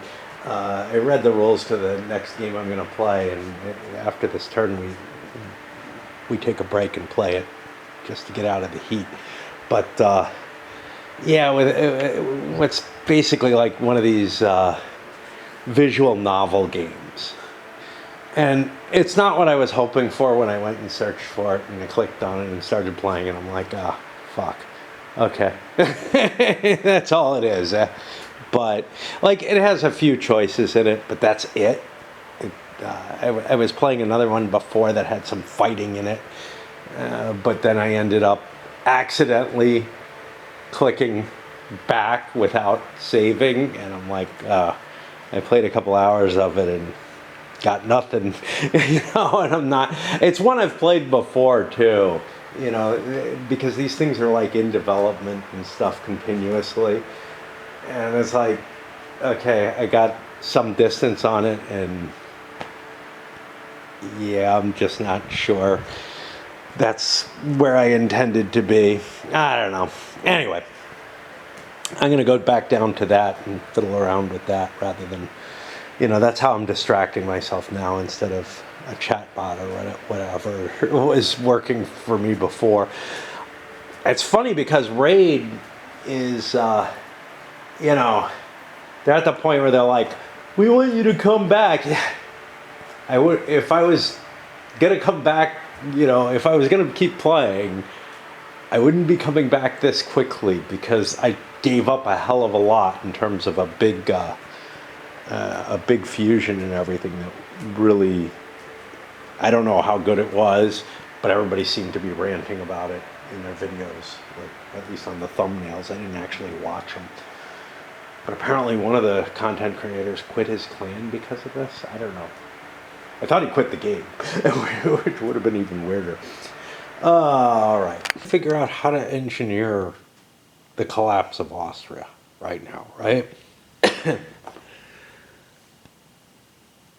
1, 2, 3, 4, 5, 6, 7. I could force march to Vienna and probably take it. I'd have 9 movement. It would cause an attrition check in winter, though, so I don't really want to do that. But if I did that and marched on Prague with this unit, I just got a coalition, an Empire 4 marker. I would have the requirements, but they might not last because Charles, for example, could march up and take Prague back or whatever. I'm probably going to be able to break them next turn. But who knows, you know? So I'm kind of considering not taking an action on this chit. The 4 means there's a lot of stuff I can't do. The problem is, of course, winter quarters could come up and boom, I'm done, you know. Gosh. But if it does, the Russians, not the Austrians, will be out of supply there. This nobody cares about. It's, oh no, actually that's not a tiny army anymore.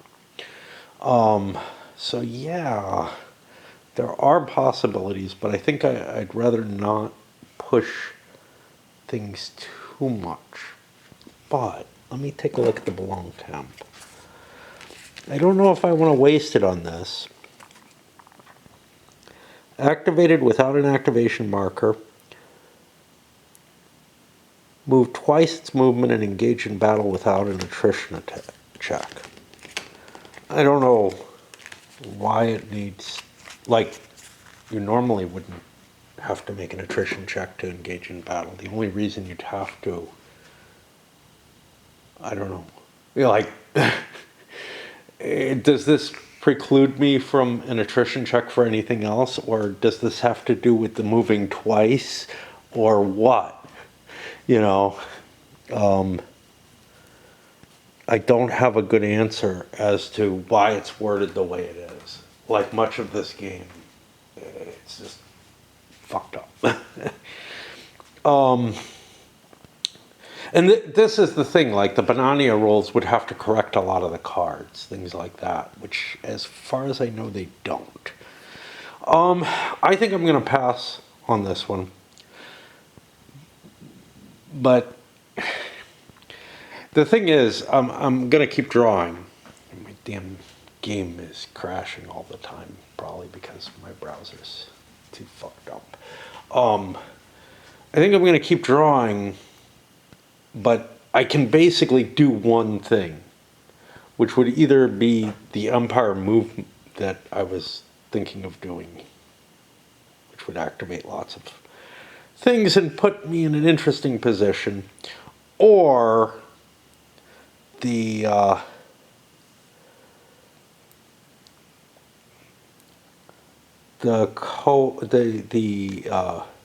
end of turn, the winter quarters. That's also going to be pretty big because there's going to be a number of conquests going on in North Italy, new territories created in terms of the Kingdom of Italy being recreated, stuff like that.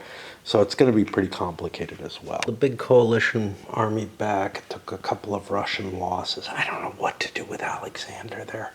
I can't get things in supply, right? What is this siege here? It's the Army of the Elbe. Yeah, I don't want to fight it while out of supply, but like,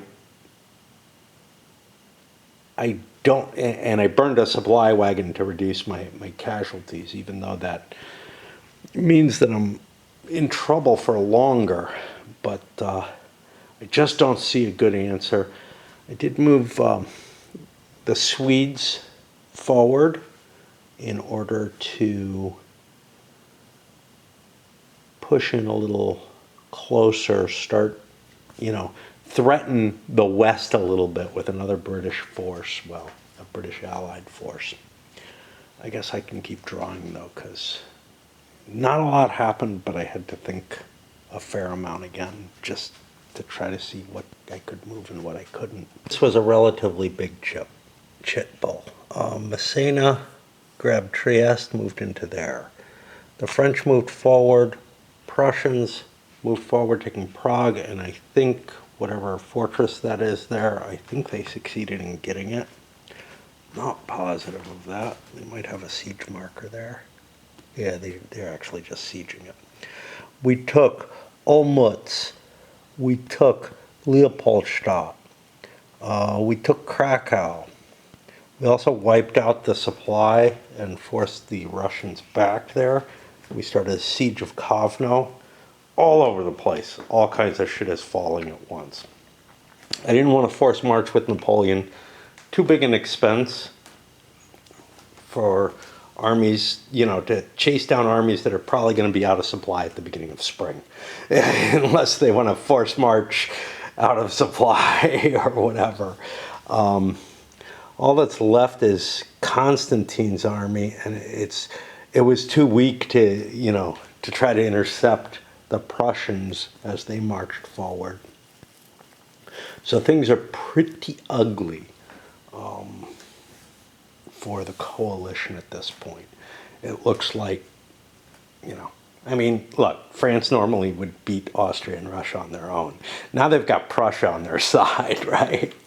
So, yeah.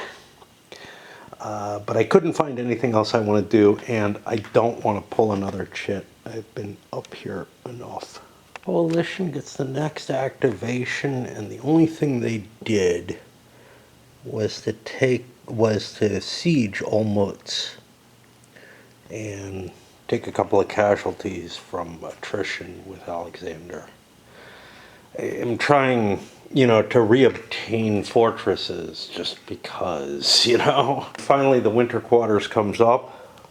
I think I moved all my out of supply stuff so it doesn't have to make checks. I think. We'll find out. And then I have to do the conquests. And some miners are going to fall here. Only 2 miners are falling. Denmark fell to Britain, and they've got to establish them as a minor country. And Morocco fell to Turkey.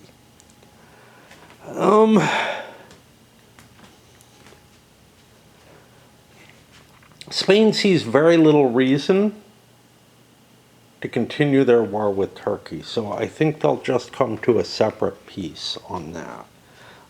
I don't see where that helps either nation, honestly. The Spanish would love to conquer stuff in North Africa, but they're in a war with the coalition right now. A separate war with the coalition, which is how they want it, but whatever. So I think they'll come to a peace. If we look at some of the other stuff, well, I fucked up and I moved out of Stuttgart with like a detachment that I had assigned there, so Württemberg doesn't fall. There's a couple of Bavarian places under Austrian control, but that doesn't help. Palatinate under Russian doesn't help. Basically, all of North Italy, I can't take that. That's all part of Austria right now, so it can only be taken through an Austrian surrender. So we're not seeing a lot of miners falling, actually. I thought there were going to be more. Definite fuck up in terms of Württemberg there. And yeah, I guess that's it. I guess. Somehow or another, I fucking stole the depot out of St. Petersburg. I think it's actually this extra wagon that's here. So I'll take that away. That, again, a fuck up of a sort that just shouldn't happen. But, you know, I looked and I'm like, oh, the Russian Navy, you know, where the fuck is it anyway? Oh, it's here. Yeah, I slipped it into here along with the troops thinking, oh, I need another depot up there. Another depot would have been great if I had bought another depot, but apparently I didn't. and whatever. We'll just undo that. And I'm trying to think if there's anything else going on here. There's possibility of like Austria and Russia forcing England into a peace with Spain or out of the coalition. Because the two of them control the coalition. But England's like, yo, you guys are in trouble. Don't do that. You'll piss me off and I'm not going to send you money. Well, you're not sending me money anyway. Okay, but still, why are you doing this to me? And there is some threat of of the Swedes being able to do something. So Austria and Russia don't really have a good argument to do that. And so other than that, I think we're moving into 1809 at this point. And I'll put these here. And this here. To the Danes.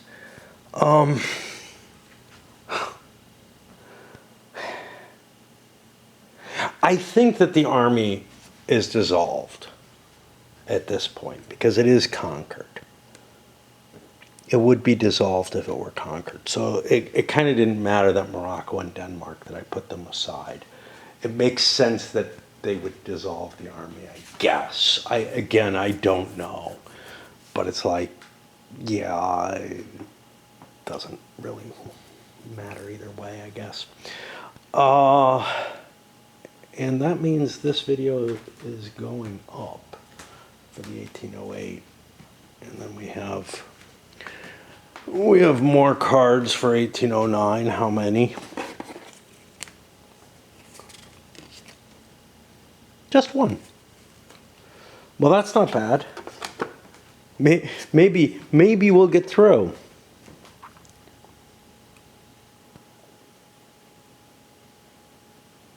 Okay, so this is a weird war between Turkey and Russia. That's a foreign war, like fighting over here. Okay, whatever. Don't want to think about that too much. All right, let's send this up. It's going to be a while before I get the 1809 started because I'm planning on playing something else that will probably take at least a week, maybe longer. I'm just sick of this shit.